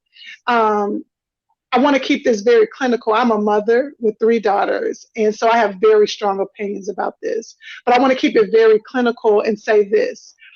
We're very complex people, so we can hold 2 opposing thoughts at the same time. That's called cognitive dissonance. And what happens with cognitive dissonance is it creates distressing feelings because these 2 things are conflicting with one another. And so the question you originally asked was, should R. Kelly do time? Should he be punished? Or does he need treatment? And I think the answer is both. He definitely needs treatment. He definitely, and again, I'm not in the industry. I don't know Rob, right? I can only go by what I'm reading. And heck, one of my babies was born from one of R. Kelly's songs. So I'm as engaged as I can be. Right. So I will say this, from what I understand, he was extremely abused as a child. And so absolutely he needs treatment. I don't know if he has a mental illness. I can step back and professionally observe, and I can see symptoms that are congruent with a mental illness. And so absolutely he needs treatment, but absolutely he also needs to serve time for the crimes he has committed. And I believe that instead of it becoming such an argument, not between the 2 of you, again, I'm talking about globally, about everybody else, why not just use this to elevate the conversation about abuse? Why not use, because what's happening is we're getting into such intense emotion. Like, I want to ask anybody, whether they're in the comments right now, of course we can't see the comments, if you find yourself feeling extremely triggered on either side, that's worth pausing and paying attention to. If you find yourself wanting to get into arguments, being pissed off because somebody chooses to still listen to the music, or being pissed off because somebody says they won't listen to the music, if you're having that intense of an emotion about it, that's worth processing. Absolutely. Because we get to have our own, each of us can look at this situation and come to our own conclusion. Listen, I don't listen to who you just said, Elvis Presley. I ain't never listened to him. I'm not gonna listen to him. So that's not gonna become a debate for me. I know for me, although Ryan, Reagan, and Riley, I don't know which one, but one of them came because of R. Kelly, right? But I personally can't listen to the song with little girls, because for me, there is a barrier that goes up when it comes to my morals and my faith. Right. But I have to pause a minute. If I want to beat you up because you feel differently. And so I believe we're getting off track, y'all. We are allowing what could be an amazing learning opportunity. Absolutely. We're allowing what could be a light to be shown into different people's homes and into the ministry and into the industry. And we're making it an argument instead of allowing it to elevate. R. Kelly has to deal with the realities of his decisions. Listen, parents are going to have to deal with the realities of their decision. Anybody who was involved, they're going to have. Listen, we serve a real powerful guy. He knows how to handle all of that. Let's just deal with the reality. But yes, R. Kelly, he needs help. And I want to say this to those in the industry who might watch this. This might be for you, Nikki. Those who had personal relationships with R. Kelly or with Rob could probably feel some guilt. Let me tell you what I mean. Because they have a heart toward him as a person. And they could be struggling with some guilt, like, okay, I've heard he's done all this. I know now he's done all of this. Why does my heart still turn towards him? Because you're human. That's because you had an intimate, a close, I won't say intimate because people take that wrong, a close relationship. Listen, I tell my kids all the time, I make them repeat this after me. There is nothing, I mean nothing, that could ever, I mean ever, make my mommy stop loving me. I make them repeat that to me all the time. But if they did something where they were wilding out, I'm going to love them and be pissed off at the same time. I'm going to love them and I'm going to be disappointed. I'm going to love them and I'm going to be frustrated. So people are distorting their emotions because we haven't learned how to parse them and deal with each of the emotions for what they are. Listen, your feelings are not right. Let me give you a little therapy 101. Y'all don't even have to pay a copay. Your feelings are not right. Your feelings are not wrong. I'm going to tell it to you again. What you feel is not right. What you feel is not wrong. Your feelings are there to give you information. And so what we have to do is learn. What did I say at the very beginning of our conversation is pause and pay attention. You take the feeling and you begin to study the feeling. I feel sad. I feel hurt. I feel disappointed. I feel confused. You study the feeling so that you can get clear about what you're thinking, because it's your thoughts that you got to bring captive. So what does this have to do with R. Kelly? Many people are having very intense emotional reactions. Yeah. Ty, you were just really vulnerable. And I'm going to tell you, somebody's going to get set free. You were just vulnerable about your own journey and story. And so you look at this R. Kelly situation through your lens of your story. People are looking at it through the lens of their own experiences. Absolutely. And that's what's bringing this intensity. All I'm suggesting is let's just take a deep breath and begin to examine, why am I feeling this intense about this? What is the story I am telling myself? What is R. Kelly bringing up for me? Do I feel frustrated because this happened to my little girl? Or I feel frustrated because this happened to me when I was 5? Or I feel frustrated because I've seen other people get away with stuff. I feel frustrated because what is it bringing up for you? Let's start there. Let's start the conversation there. Right. Instead of making it I believe that. And that's for me. I think for me, I feel like when I remember when I went to a TD Jakes conference and I was much younger and you know, things don't resonate with you until you went through some things. But I remember this lady, she was a minister, Juanita Bynum. I remember she came on stage, CeCe Winans. CeCe Winans performed. She came out there with a crisp white shirt on and some jeans. She looked beautiful. Juanita Bynum came right behind her, and she had on this big old robe, like, you know, just big robe. And I remember this message so well. And she said, wasn't CeCe beautiful? She just went on to talk about how beautiful CeCe was. And she said, and so I know y'all probably thinking I'm coming out here in this robe. And, you know, and I was thinking that, of course. And she said, see, my struggle, when I put on jeans, I strut and I feel myself and I start thinking about the old me, and some of them old spirits come up, and it causes me to go in a different mindset. Wearing jeans it's not a problem for CeCe. It's nothing wrong with CeCe Winans wearing jeans, because her struggle It's not my struggle. When I put on jeans, it does something for me totally different. And so when we talk about these, I'm a very passionate person. I'm a Virgo. So I have to tell people sometimes when I post stuff, I don't have nothing going on in my life. I'm just very passionate about the post. But what I say about R. Kelly, for me, I don't want it to just be so focused on R. Kelly that we still missing these little girls at home, because all we thinking about is this celebrity.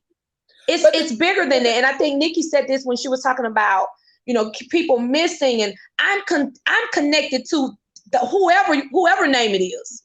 If you're missing, I'm concerned. If you're being molested, I'm concerned. It doesn't matter about the music or whatever. Now, I can understand when you say, like, when you hear the music, if the music come on, do I search for the music? No. But when it comes on, does it vex my spirit? It doesn't. And it may be because it's a song, or maybe because I'm not hearing it as often as maybe somebody else, because you got to think, R. Kelly has he's written a lot of music for a lot of people that he's not singing, right? R. Kelly has a lot of positive music as well. He struggled with a demon that he's never been shy about his struggle with whatever it is that he was dealing with. For me, he definitely needs help. But this is the thing I personally struggle with, is how with our community, all the stuff that he definitely needs to go to jail, prison, in my opinion. This is just my opinion, because at the end of the day, this is a God decision, right? God gonna deal with him. If he got out the day, God will still deal with him in this unique way that we wouldn't even understand, because that's how God is. Because I don't care what we do, God is still gracious to us. And see, this is the thing I always have to tell people. All that old nasty stuff he did, guess what? We've all come short. We've all come short. Not on the same level, but we cannot ask God to not give the same grace that we ask for every day. And then we have to be in a place where, guess what? Right. He needs to be an example, not just the fact that let's crucify him, but let our community learn from this so that it won't happen again. So kids can identify. Because see, this is the thing for me. Where were the parents? Where were the people, the accountability piece that, so if there's not another R. Kelly. Let me say this though. I have to say this.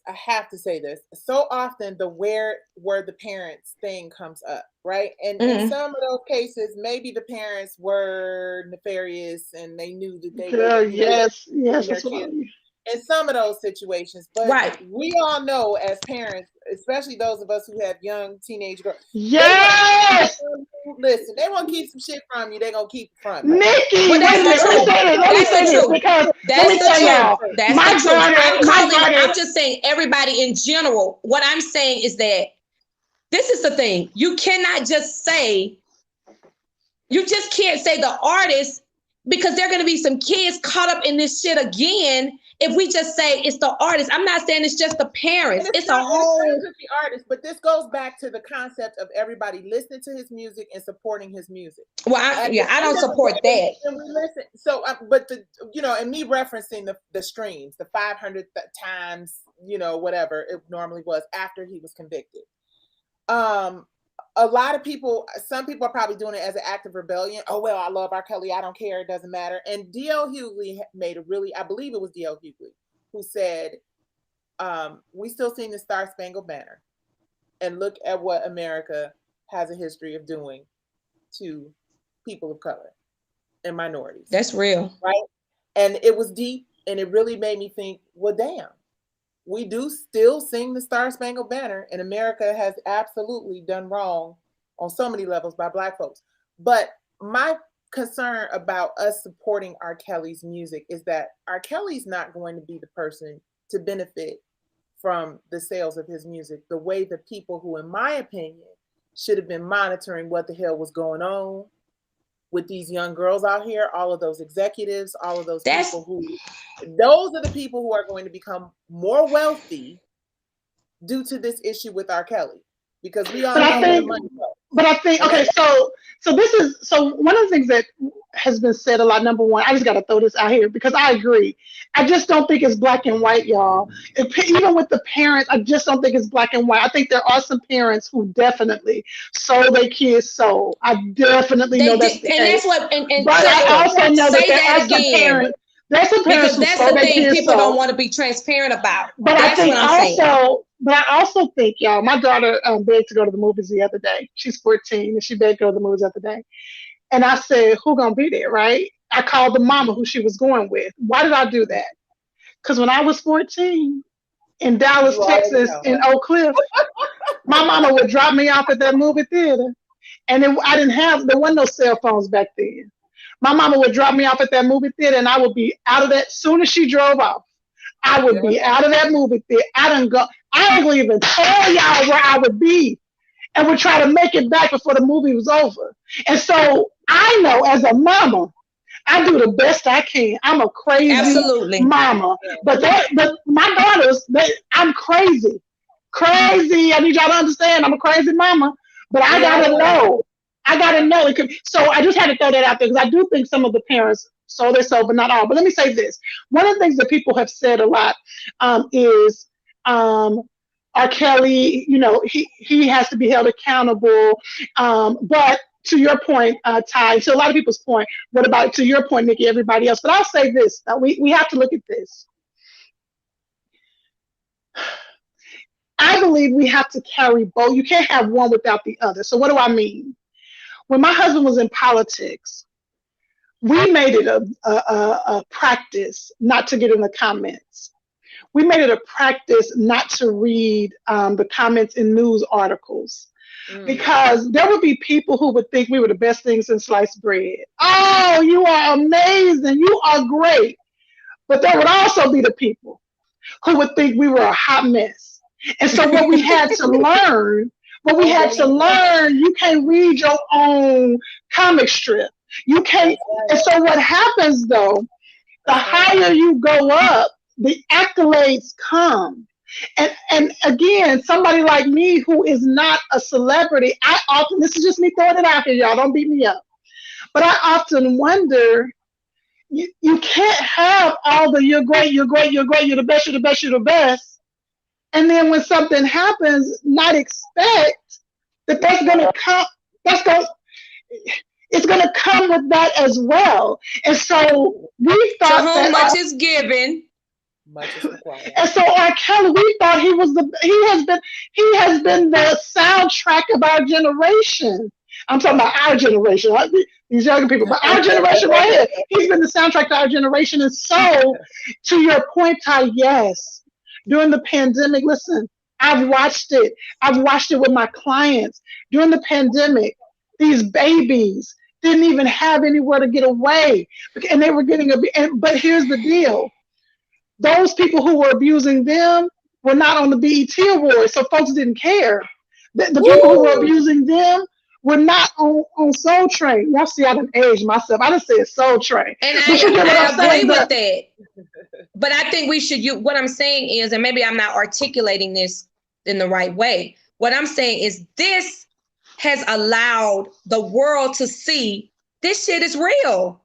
So take this and let it pour out globally. Don't just focus on art. And then so we know how things happen, right? So R. Kelly gets this, that, the other. He goes to jail for 20 years. He gets punished. And then the world forgets about the rest of the children in the world.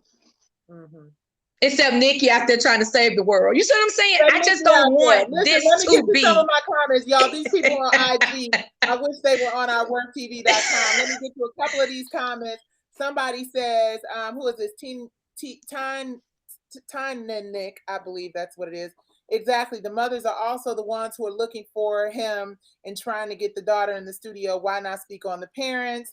And then someone says, this is Joy Lynn. She says there are a lot of people that were teen mothers and kept asking where were the parents just to justify the action? Where were your parents when you snuck around, right? If you want to hide something, you will, 100%. Absolutely. Somebody says, so somebody says, I'm not going to stop listening to R. Kelly's music. And I get it. Listen, R. Kelly is a genius among geniuses. And let me say this, and I've never really shared this with anybody, but I know Rob. I was actually going to work with him on Soul Kittens Cabaret play I produced. He was actually going to produce the soundtrack. So I went to the Chocolate Factory. We took a bunch of the ladies from the play to the Chocolate Factory as well, and we listened to. First of all, he played me this never before released, like Lion King-esque African album. Like we sat and we listened in the studio on these loudspeakers of this incredible, like he was singing in the dialect, he sang all the backgrounds, he played all the instruments. I was like, this mother is R. Kelly is genius personified, right? He is just, and he was one of the coolest people without knowing. Now, mind you, again, I'm not talking about the R. Kelly that is accused or has been convicted of doing all these things. I'm talking about that R. Kelly person, man, who was just kind and he laughed and smiled a lot. He had so many positive, great things to say. He had aspirations to do so much dope stuff. He talked about his mother. He had his daughter come in and perform for us. Just a really awesome dude.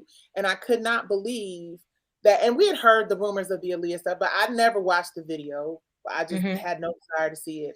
And I didn't know all that stuff. So as a human being, it's really hard to separate a really, what I thought was a really nice man and a really cool dude and super talented from this monster that has been depicted. But I also know that when you talk about the Surviving R. Kelly documentary, I had Drea Kelly on She Speaks Live during the pandemic last year. And she had a lot to say about, you know, her experience on that Surviving R. Kelly documentary and the fact that they wanted to get more help for these women, you know, after they had put all their information and business out in the street. They wanted these women to get help and they weren't getting that. So shame on anybody who is reaping the benefits of a documentary about what he did, his music, any of that other shit, and is not pouring it back into the community that was most affected by his deeds. He didn't go out doing this to little blind girls, little white girls. He did this to the Black community. So if you want to turn this horrible thing that he has done into something more positive, then the people who benefited from this and made millions upon probably hundreds of millions of dollars should be sowing some of those profits into the Black community, into mental health, into wellness, into things that can help. Because you're right, this could be a huge teaching moment. I would love the opportunity to talk to Rob. I would love the opportunity to have a phone call with him and to just, you know, I would ask him what the 5 things that he would have done differently in his life. Like, what would he change? What would he do differently? And I have a feeling that a lot of artists, Michael Jackson, Prince, Whitney Houston, like a lot of artists would probably say, hindsight, I wish I got help. I wish I got therapy. I wish I didn't self-medicate. I wish I wasn't trying to fix this by myself. I wish I wasn't too embarrassed or too fearful of judgment to go out and talk to a Robin May, talk to a Ty, talk to somebody who can help me work through these issues, because we have lost all of our greats. We have lost so many incredibly talented people in this industry due to self-medicating or habits that they formed because they were trying to deal with some trauma. And trauma literally changes the way your brain functions. Like, we really need to understand that trauma changes the way you process. Trauma changes the way you experience love. Trauma changes. All of us have an attachment style. Right. Everybody has an attachment style. Trauma can change how you attach to other people. And so a lot of, and again, what did I say earlier? That we're either repeating what we saw growing up or we're trying to get as far away from it as possible. So if we've never seen, nobody has demonstrated. Y'all, I live in Atlanta, Georgia, and people still show up. Now, I only see folks virtually now. Folks still show up on my screen here in Atlanta, Georgia, and will say, oh my God, I didn't know you were going to be Black. If you have not even been in, they still don't believe that they're Black therapists. When I was growing up, I mean, my mother never said go to therapy. I pulled out my journal.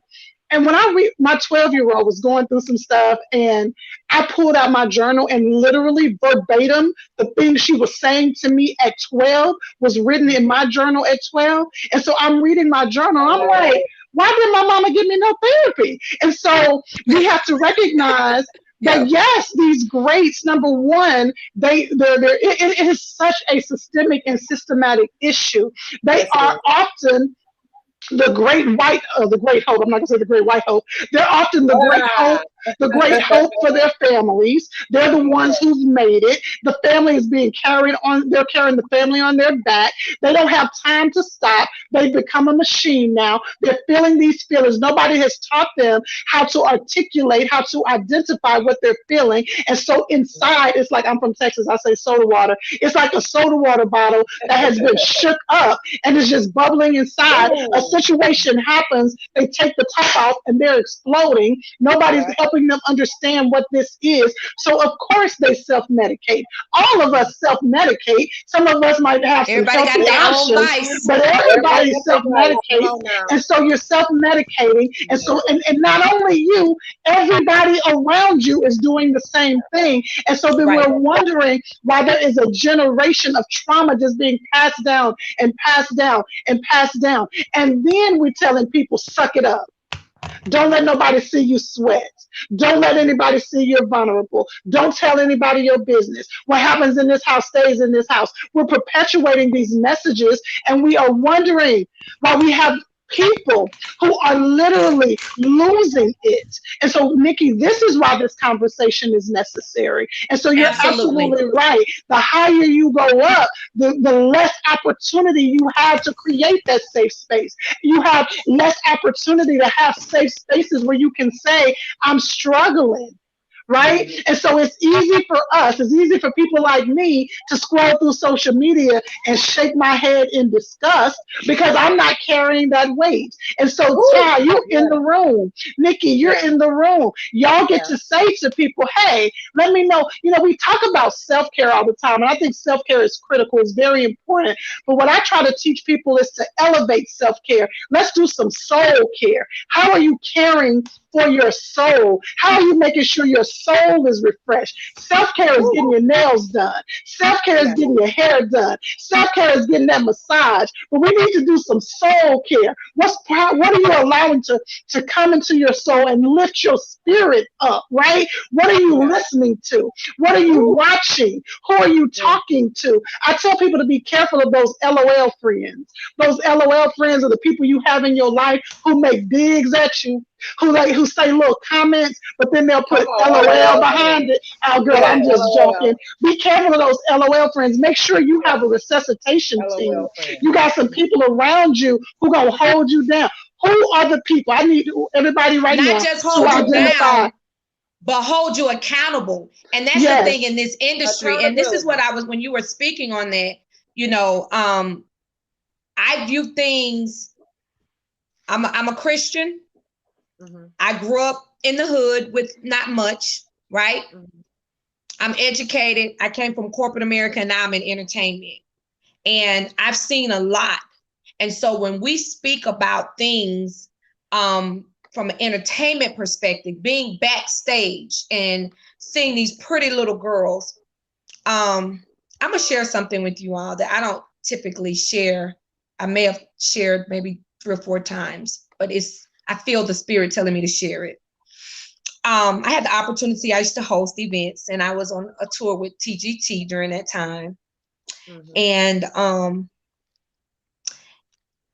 and I, of course, was the host. So we at the hotel, so they were outside. They were like, we're trying to find a hotel where the artists are.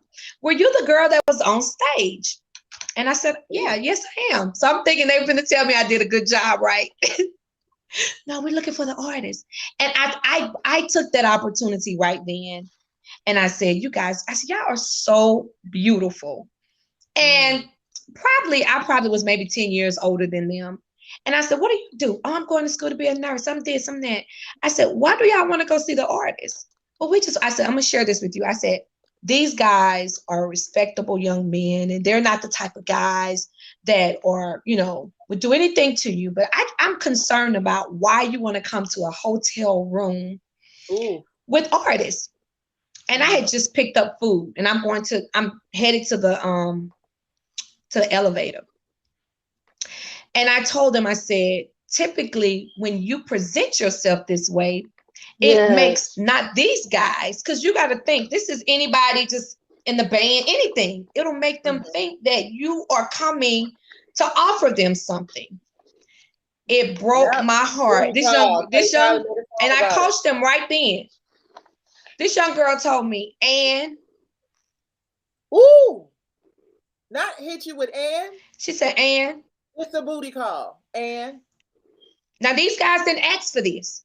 wow. Take in mind, so sometimes when you have people in the entertainment industry and you watch young ladies, short skirts, maybe 16, 17, they are coming and they're searching for this opportunity because what we failed them and we made them think through social media that if you could be nothing wrong with the Atlanta Housewives or this, that, the other, they're looking for that quick fame, that quick opportunity. And they think not just with artists, with basketball players, with football players. Yeah. I experienced that myself with like about 4 or 5 young ladies who were teenagers, pretty much teenagers, and they didn't care about the consequences in their mind. They just wanted to get to the celebrity. The celebrity knew nothing of them. They don't even know who they are.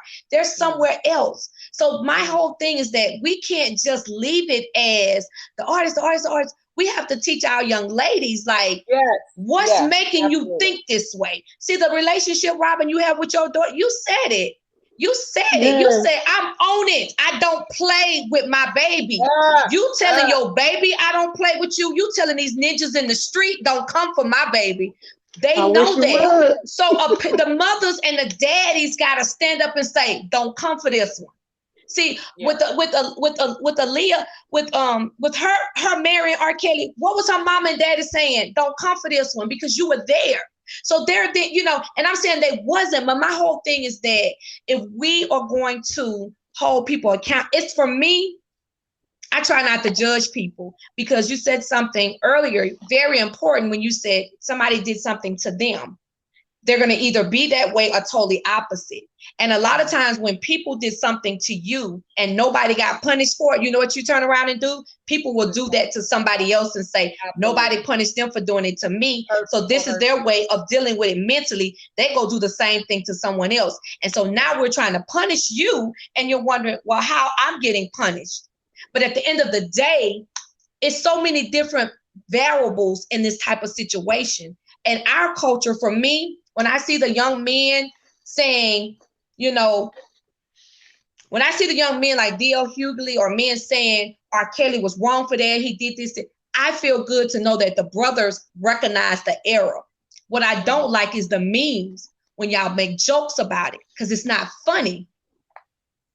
It's not funny because it's a big situation. It's bigger than that because this is the opportunity again to, start programs for young women who are single mothers, right? And say, let's talk to these young girls. If y'all, what celebrity you like? Why you like them? If you could have those hard conversations, would you have said? And we did that, Nikki. We did that with the Steve Harvey and Margie Hart Foundation. Yeah. Are you texting? Are you on social media with guys older than you? And a lot of them raise their hands. Have you tried to meet? Yeah, that's crazy. Yes. That was crazy. That was crazy. And they asked them to close their eyes and tell whether or not you've ever given your information out. And that's, this, first of all, ladies, let me say, and to everybody who stuck with us on IG Live and in all the other live platforms, for this conversation, listen. It's tight, but it's right. And that's what I love about what we do at She Speaks Live. It ain't the popular stuff, it isn't, I never wanted this to be about celebrities sharing their greatness. I always wanted it to be about women sharing transparent conversations about how we can become better and how we can heal from our traumas and how we can help empower each other. And we're getting there because slowly but surely I see that it's becoming more popular for us to come together and really share our journeys. But, to your point about one thing, several things stood out for me in this conversation. But one of the things that I probably that resonated with me most was when you talked about your gifts taking you places that your character could not Yes. sustain, Sustain. Yes. that is so freaking powerful because I say all the time, people talk about, these girls that you were talking about, Ty, who just wanted to be all up in the videos with the athletes and the entertainers, and we know the stories, right? Mm-hmm. When you're in a situation where you think wealth and popularity and sleeping with this guy and bags and being hot for the gram is going to make your life good, is going to make your life whole, is going to make your life complete, you really have to take a step back and look at what history has taught us about all these wealthy, successful people who are not okay on the inside, who are broken. Right. And they always end tragically, right? We look at all of our heroes, not all of our heroes, I won't say that, but a large, great majority of the people that we just love. And we look at how tragically their lives ended, no matter how talented they were.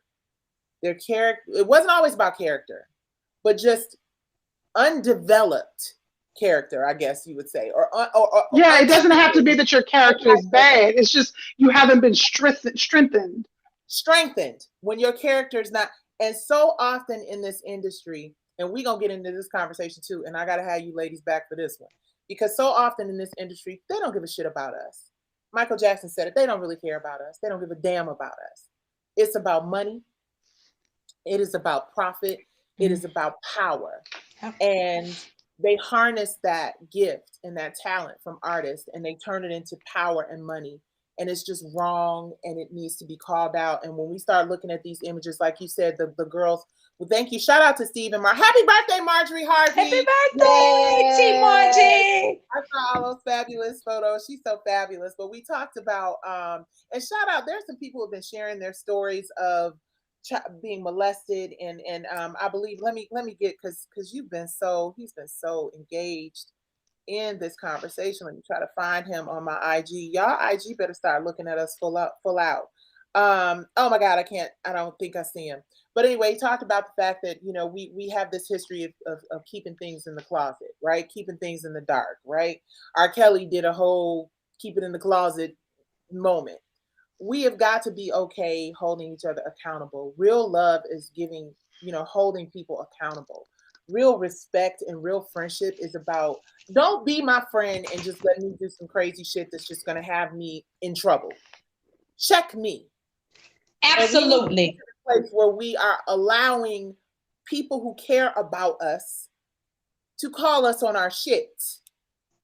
Because when we don't do that, we always end up losing. And not just the person who's committing. I don't feel like R. Kelly is the only loser in this situation. I feel like anybody who's ever appreciated his genius and his music, I feel like any young girl who has ever, felt like, let me go and sing for this person. I remember sitting in the lobby waiting to sing for Teddy Riley. And it was 2:00 in the morning because they was like, after the show, come sit. And we wasn't planning on doing nothing but singing and trying to get a deal because that's and how I work with Teddy, and I know that was all that was going on. He made us wait. Right. I was too big. I had a cute face, but I wasn't really what they would look for. But I say all that to say not everybody who goes and sits in a lobby and waits in a hotel after dark to sing with somebody or goes to perform for R. Kelly. Not all of those girls were going in there because they're like, oh, I know he liked little girls, so I'm going to go in here and try to work that out. These are people with gifts and dreams and hopes, and they idolized him, and they felt like he could do what he did for Aaliyah for them or whatever. I know that sounded awful because what he did for Aaliyah wasn't a good thing in the grand scheme of things. Right. But the industry has a responsibility to hold artists accountable. Artists have got to start being more transparent about the shit that they're going through because, like you said, the chickens always come home to roost. We always find out after the fact that somebody had a drug problem or somebody had a mental health problem. You look at what happened with Prince, quote unquote, dying in the elevator. Like, who was there with him with this prescription pill situation? Who was, you know what I mean? So I think as people who love artists, and people who want to see our community thrive, we have got to start holding each other accountable and more responsible. This conversation has been going on for almost 2 hours, and I don't want it to end, but we have to. There's so many updates that I did not. Let me get this housekeeping out of the way real quick. We are still advocating for missing women and girls. We unfortunately, Jelani Day's body was found, and that's just the whole thing we got to figure out, because his mom, every time I see her on the news, it just breaks my heart. She said that his body was found. Wait, you know what? For those of you who do not know, who have been under a rock somewhere, let me do this the right way. So this gentleman right here is Jelani Day, and he was found without his genitalia, without his eyeballs. So A handsome. portion of his jaw was missing. His parents are calling him Dr. Jelani Day.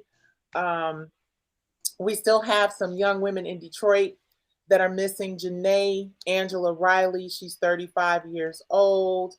And another young woman who is missing, Deidre Annette Reed, 41. We have gotten a lot of really great feedback on our Find Our Missing initiatives. You guys, if you're watching on IG, it's in my bio. Um, I have a small platform. It's growing. I feel like I'm blessed that I have intelligent people come on here as guests, and I have intelligent people who watch this and really, want to see positive changes happen in our community. And I hope that each time we bring awareness to missing people, missing Black people, people take it seriously, and people understand that this is something we're doing from the bottom of our hearts.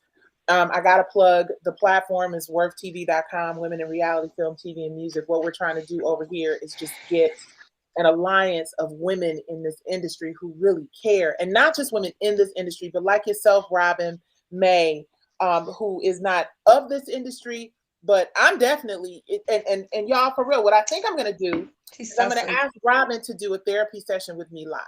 We're gonna do Oh, girl, yes. Yeah, because I think, I'm going to do a live therapy session, but y'all going to have to subscribe to Worth TV to check that out, because there's so much stuff that, even we as women who are trying to do positive things in the community and help people, that caregiver is always forgotten about so often. And I find myself so caught up in trying to, be a voice for voiceless people in the community. And y'all probably feel the same way, that I often forget to take care of myself. My husband constantly reminds me. So I want us to continue this conversation. I gotta have you ladies back. I have got to. We haven't talked enough about. Let me show this right quick. This my sister book. Hold on, y'all see that on IG? It's called Self-Care Journey Journal. Right? Y'all see it up there? I have been writing in my journal. This is amazing. I'm just real quick. This is Ty's amazing. A note from Ty. Have you ever felt like giving up, like really giving up to the point where you didn't even have the desire to get out of bed, get dressed, drive, talk, or pray, or breathe, or even live? Yet you still got up, you got dressed, and you look like $1,000,000. You not only laughed, but you also told jokes. You not only attended events, but you helped plan them. You didn't show up. You were the life of the party. You smelled like the greatest fragrance in passing as your brilliant and successful image fire to every room you entered, while you carried unspoken pain with a stench of sorrow. You are a perfect image of a beautiful book cover with hurtful stories inside. I know that person very well. Man or woman, single or married, rich or poor, Black, red or white, depression and mental illness doesn't play any favorites, and they don't discriminate. However, they will not win when we learn to recognize it. Call it what it is and tell them they won't win. One of the major keys to becoming healed, whole, happy, and discovering ways to overcome the stigma of mental illness is rediscovering the gift of mental health. And journaling is a great way to do just that. Join the journey with me and so many others. Follow your fire to freedom. Find yourself, your joy, your purpose, and your smile again. So this is Fire Edition, Tyressa Ty. And this is the Matters of the Mind journal, you guys. So I have found that it is therapeutic to go through. What was your inspiration? Real quick, can you tell us your inspiration? And then, Robert, we're going to tell these people where they can find you and get them a therapy session, because I'm going to do a live therapy situation, y'all, for real. But Ty, what was your motivation for this book, real quick? When I was going through the pandemic, of course, a few years prior to that, I lost my house again the second time, lost everything I owned through a flood, no fault of my own, an act of God. And I was just kind of getting things kind of back grooving, moving a lot during that time, working on Sunday's Best and traveling with my artist. And when the pandemic hit, I found myself, I just moved to Atlanta and I found myself alone. I was in an apartment alone. And depression was coming on me and it was attacking me very heavily. And I had to find an outlet. I believe in God and I believe in therapy. I'll just say that to all our African American sisters and brothers out there. But during that time, I took my experience and what I was feeling, and God gave me the vision to write this journal to help other people that was probably dealing with some of the same things. And you can see in the beginning of the journal, it asks a lot of probing questions, because I always say that we are a reflection of our childhood. It's going to be positive or it's going to be negative. And when you see people, sometimes when you're talking to them and you wonder in relationships, or if you're coaching or even working with a member in the entertainment industry, and I know very well, Robin, you probably know this off the top, just all the time. You're always dealing with these type of issues. But sometimes you're talking to somebody and it's like they're talking, but there's a whole nother person, or you see that little boy or that little girl, or the pain. It's just it's something that they can't cover up. And throughout my time in the entertainment industry, I saw that a lot with a lot of people. You would be totally surprised. And I'm not talking about people I work directly with. I'm talking about just in my passing of doing so many different things. And I not only felt my own personal pain that I was dealing with from a different perspective, but because I was in a place of just loneliness. Like I was moving around so much, I was happy. And sometimes the devil would trick you, because you really be thinking you're in a good place. Like I was really happy until I stopped working. And then guess what? Now it's time to deal with some things that you avoided, right? Because you were busy doing busy stuff. And so I wanted to provide an outlet for others to be able to identify, because you can't fix nothing that you can't identify, that you can't call that thing out for what it is. You cannot fix it if you're not going to hold your own self accountable. So this is also an accountability journal, because it allows you to ask your own self some probing questions, and you just be honest with yourself. And once you fill out that questionnaire and you start writing, it's, I always tell people, go see a therapist, use it as a tool in addition to praying and a therapist to help you in the process move to the next level. Because when the Bible say write the vision, not text it and not post it. It's okay to do testimonials. It's okay to do affirmations, but write those things out and watch God work in your favor, in addition to doing other things. So I just want to say that I appreciate you shouting out my journal. I also have a class called From Pain to Purpose to Profit, and helping people be more motivated to share their testimony, because God said that he'll make room for your gift. Right. And not only will he make room for your gift, but he'll also make sure that you're in a place that you will not have to wonder how you're going to provide for you or your family in the process of going through the testimony. And so often we want to hide it. We're embarrassed. We don't want to share the things that we've been through, because we don't want people to think less of us. But we don't even understand there's so much treasure in the testimony, that there is a treasure in the testimony if we're willing to share it and and be transparent. And so to end, I do want to say that I commend you for putting yourself out there to let Robin provide you with a therapy session, because the entire time you were talking, I can't wait to come back. It's just so much. Our energy together is so strong. It's I know, isn't it great? I'm like, oh my crazy. God. It's just so much. My mind is just going, and it's just going. Like, It's like we need to go to a conference because it's a little debate, but it's so real because we're talking like the world. Like everybody can't sound the same because we can't reach everybody, right? And it just it's so powerful. But I was thinking, so we talk about these things, and you brought up the question about what do we do? How do we help the entertainment community? And you're taking the first step because you're in entertainment. So when we say when all this stuff happened with R. Kelly or anyone else, is there ever a commercial or a post that say if you're an entertainer and you've ever dealt with da da da or any type of struggle, this is your time to call this number so we can help you? Oh wow. We just talk about it. We talk about it. We laugh. We wait to see what the verdict gonna be, but what and we move on. Matter? How do you move through it? Yeah. How do we stop it? How do we help the young girls' mentality? How do we help the parents? How do we help the people? By doing this, by doing exactly. Figuring it out along the way and knowing ain't none of us perfect, but we're gonna figure it out together. So I commend you for being that, for trusting her, for her allowing us to trust her, and for you saying, not only am I going to talk about this, I'm going to put myself out there because you know she 100, baby. So you don't know what Robin going to ask you, right? I'm like, oh my God.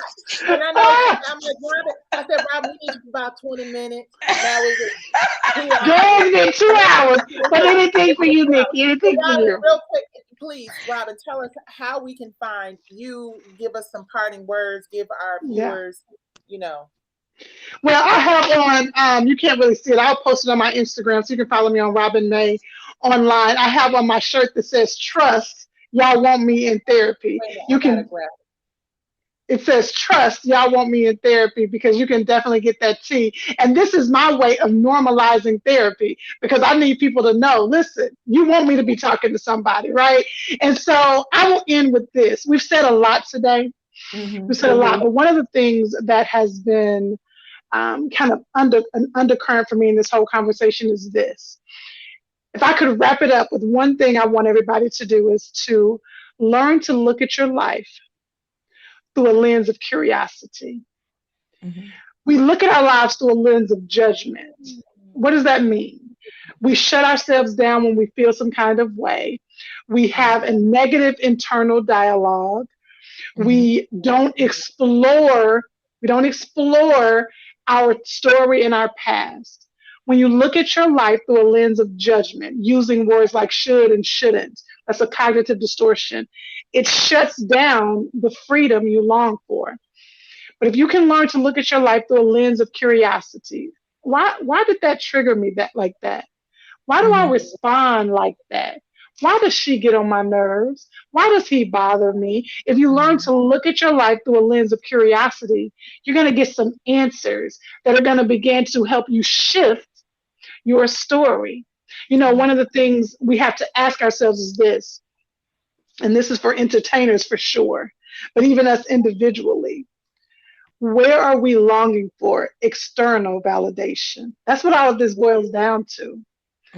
Where are we longing for external validation? What does that mean? We're looking for somebody else to say we look good. We're longing for somebody else to put us on. We're longing for somebody else to say we win it. Let me tell you what you can do for your own self-assessment. Go through your own social media. Look at the pictures you post. Look at the statements that you make. Who are you looking to get a validation from? Absolutely. Remember, I said, look at your life through a lens of curiosity. Don't beat yourself up. Don't judge yourself, but just be brutally honest with you. Now, hear me. You can't see yourself fully the way you are. There is a term called, or an idea called the Johari window that's worth a lot of people just Googling. Google the Johari window, Johari.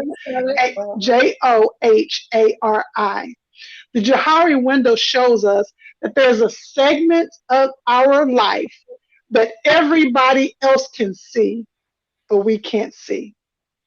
That's why. That's why I always say we were never created for Isolation Island. You need to find the people who love you enough to tell you the truth about It's a you. gift. Because listen, you know your intention. Listen, I need everybody to hear me. You know your intention, but you don't know how other people are experiencing you. Ooh. And so it's very important that you get the right circle around. I call it the resuscitation team. The folks who are going to come up and do a little resuscitation when you clocking out. You need to find you some people who love your destiny more than they care about hurting your feelings. You need to find you some That's good. people who want to see you fully evolved, even if you're going to get mad at them, because you know your intention. But some of y'all messing up job opportunities, you messing up relationships, you're really messing up connections because you know your intention, but you don't know how it's landing with others. So if Ooh. you can walk away here with one thing, it is to look at your life through a lens of curiosity instead of a lens of judgment. Ask yourself the tough questions. Who am I looking to validate me? Where am I trying to find external validation instead of internal validation? You can find me at Robin May Online. That's my Instagram. My website is Uh, robinmayonline.com. I would uh, love for us to connect. you're getting It's so so many good. hearts on IG I right now. know. Let me listen. It's So, so amazing. this is Thank you, both of y'all. this Okay. entire conversation has just been so needed and so important, and I'm so grateful to y'all for taking time out of your day. You're both so smart, so beautiful, so necessary in us moving this ball down the court and healing as a community. And our entertainers are, for a lot of people, our entertainers are our heroes. And Yeah. Yes, we need them to be okay, and we need them to heal from the trauma. Even though it's absolutely. the trauma, it's like they told Mary, they didn't like Mary when she started talking about the dancery, right? They wanted Mary to Right. be like not gonna cry, and no, you know what I mean? Yes, Because pain and heartache I guess that's why they call it rhythm and blues, right? Yeah. Um, hmm but we need our heroes to be okay, and And we I need think we need to do more of letting them know that it's okay to be vulnerable. Like, I think that's the whole thing, yeah, embracing that you do not have vulnerability. to be Yep, yep. perfect, that Because it's nobody's perfect. We okay. all are a work in progress. Ain't nobody perfect. It's, Listen, even though Marjorie Harvey was looking damn close to perfect, oh, perfection, TT was looking but it's not, good. she's looking good. But even she will tell you, Yeah. nobody is perfect. Beyonce is not perfect. Nobody's perfect. And can I say this as well? Robin she just does something. I just love her. That's amazing. One, thank it's hard you. for me to look at her. I keep thinking I'm talking to Light. She reminds me so much of MC Light. Her voice, Her even voice. her Wait look. a minute. Wait a Okay. minute. Let me just stop. Let me sit up and tell you. Let Right. me tell you why that is such a compliment. Can I tell you? There's only one person my husband gonna leave me for. Only one person in this whole wide world. Well, we MC got to make Light. sure He y'all got MC a you're gonna have to Light. crush. meet her. He Light got a is one of crush on we have MC got to Light. get you into the hip hop sisters. Maybe when they do, her and Lynn do so much dope stuff, and I hope we get back to some of these conferences and moments when we can all Yes, heal together. So they we are gotta they are have you. family. Yeah, we gotta They have are you. And I family hope to we can us. look at the picture of you and Light together because that's as close to It it. is, I and the cannot wait to go whole time, upstairs. every time she talks and she's like giving me chills, and I'm feeling, and Light is so profound as well, and I Yeah, sometimes think like I'm listening to Light talk. I'm like, okay. Oh, But absolutely. you've just been such an inspiration to me, and one thank thing I you. just want to say this to just the audience is that nothing is too small if it impacts you. Right, That's It's so not good. always molestation. right. It's not always a divorce, because sometimes we just, if it's not big and drama, we That's take it so good. lightly and we just push people aside. Yeah. For me, during this pandemic, when I wrote that journal, I I started to get depressed about, I was in an apartment and I lost my home and I didn't mourn. It was like a mourning process that I lost everything I had, my pictures, my disc, my, again, twice. then I started feeling like, why is this happening to me? And I felt guilty that I was feeling that way because it seemed like it wasn't that important. So we have to remind people that whatever is the trigger, whatever the loss is, it could be a pet. If it was something that was important to you, that you deserve that opportunity to heal from it. Absolutely. That's so good. Absolutely. Oh, okay. All right, y'all. So thank you for Thank you for having us. I know. I'm definitely gonna have you back. Forget about it. It is what it is. Y'all I feel like we need to go meet Monday for coffee. I think we need to Yes. and I'm so serious when I say I agree.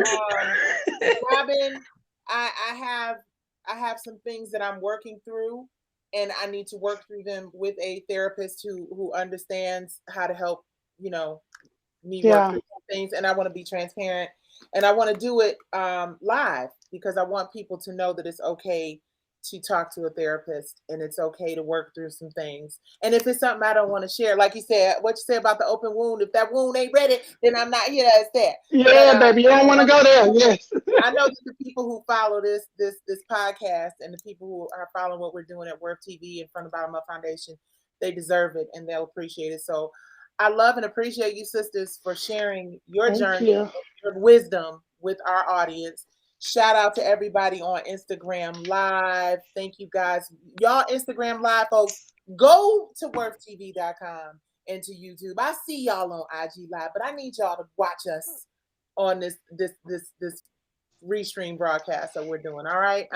New in these YouTube streets, but we're trying to bring something real because I believe that what is real speaks to the heart, and you will always get real on She Speaks Live. So thank you so much, ladies. Thank you. Good night. I have a final word from my sponsor. I appreciate y'all, and we'll be getting in touch with y'all when it's time for y'all to come back and hang out with us. Okay. All right. Bye-bye. Bye-bye. Oh my goodness, y'all. Wasn't that a great conversation? That was an awesome conversation. I have got to share this message from our founder. I'm sorry, not our founder, our chairman, Pamela Price, because we do have some updates on the missing, and it's very, very important that we share this update. And here it is, Instagram Live. I'm gonna holla at y'all. I appreciate you so much. Boom, Pam. Hey there, family. Pam Price here, board chair of From the Bottom Up Foundation. And I am so sorry that I'm not with you all live, but I definitely look forward to being back with the ladies next week. Just wanted to share a few quick updates. So first and foremost, thank you to every single one of you who has reached out and connected with us on social media, or you've gone to the website and you've shared information either about a loved one who has prayerfully and thankfully been found, or you've also reached out to us to let you know that you have a loved one that is still missing. We definitely thank you for taking the time out to do that.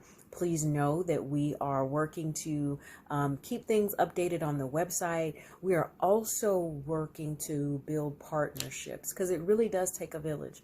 This work is so important to the foundation, but we know that there are also other organizations who are invested in finding our missing Black women and girls. And so we are working to establish partnerships with those organizations so that we can make sure that we are providing the best resources, the best tools, and the best information as you reach out to us. So please make sure that you keep those messages coming and look out for emails or communications from us as we get those messages. Also, if you have not signed up and visit us on the website, please make sure that you do. So visit www.fromthebottomupfoundation.org and sign up for our emails. That way, once we start sharing new information and new tools or new events and workshops that we are working and planning, you'll be the first to know and get access to all of that great information. So again, I just can't thank you all enough for your support. It does take a village. We are not in this alone. You are not in this alone. And so I just want to say thank you so much. And let's keep it going. Let's keep it going. Lastly, today is World Mental Health Day. And mental health is not only something that is very important to the foundation, it is something that is tremendously important to me, both personally and professionally. As someone who lives and thrives with a mental illness, I cannot stress how important not only this day, but every day is a mental health day. And so the foundation has some amazing resources on our website about self-care, about recognizing signs and symptoms of depression or anxiety, because we're not alone and we're not the only one. There are millions and millions and millions of individuals who live with mental illness. And just as we want to lift up how we protect, how we shape, how we do better at protecting our mental health and our mental well-being, we also want to make sure that we are shining a light on mental illness, that we are breaking those barriers, we are breaking those stigmas, so that we cannot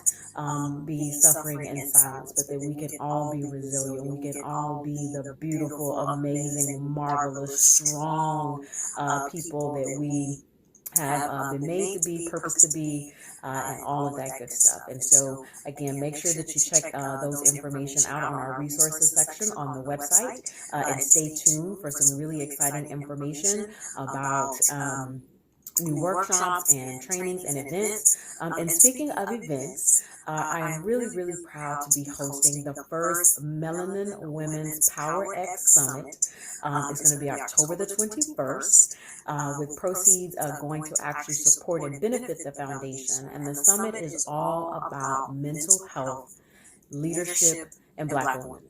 Because let's be honest, we do run this world. We do run this, but we have to make sure that we are protecting our mental health and that we understand by any means necessary what that requires of us, from those around us. And so I'm really, really super excited. We've got some phenomenal speakers, like my really, really good friend JL Alexander, the CEO of Black Girls Run. We got Dr. Angela Harris, who is coming with us to give us and talking about Black women in leadership, and then really just some other really dynamic presenters, again, talking about self-care and what that really means and how we can get better at that. So again, you do not want to miss the summit. So make sure again that you visit us on social media and connect with us to find out how you can be a part of the summit.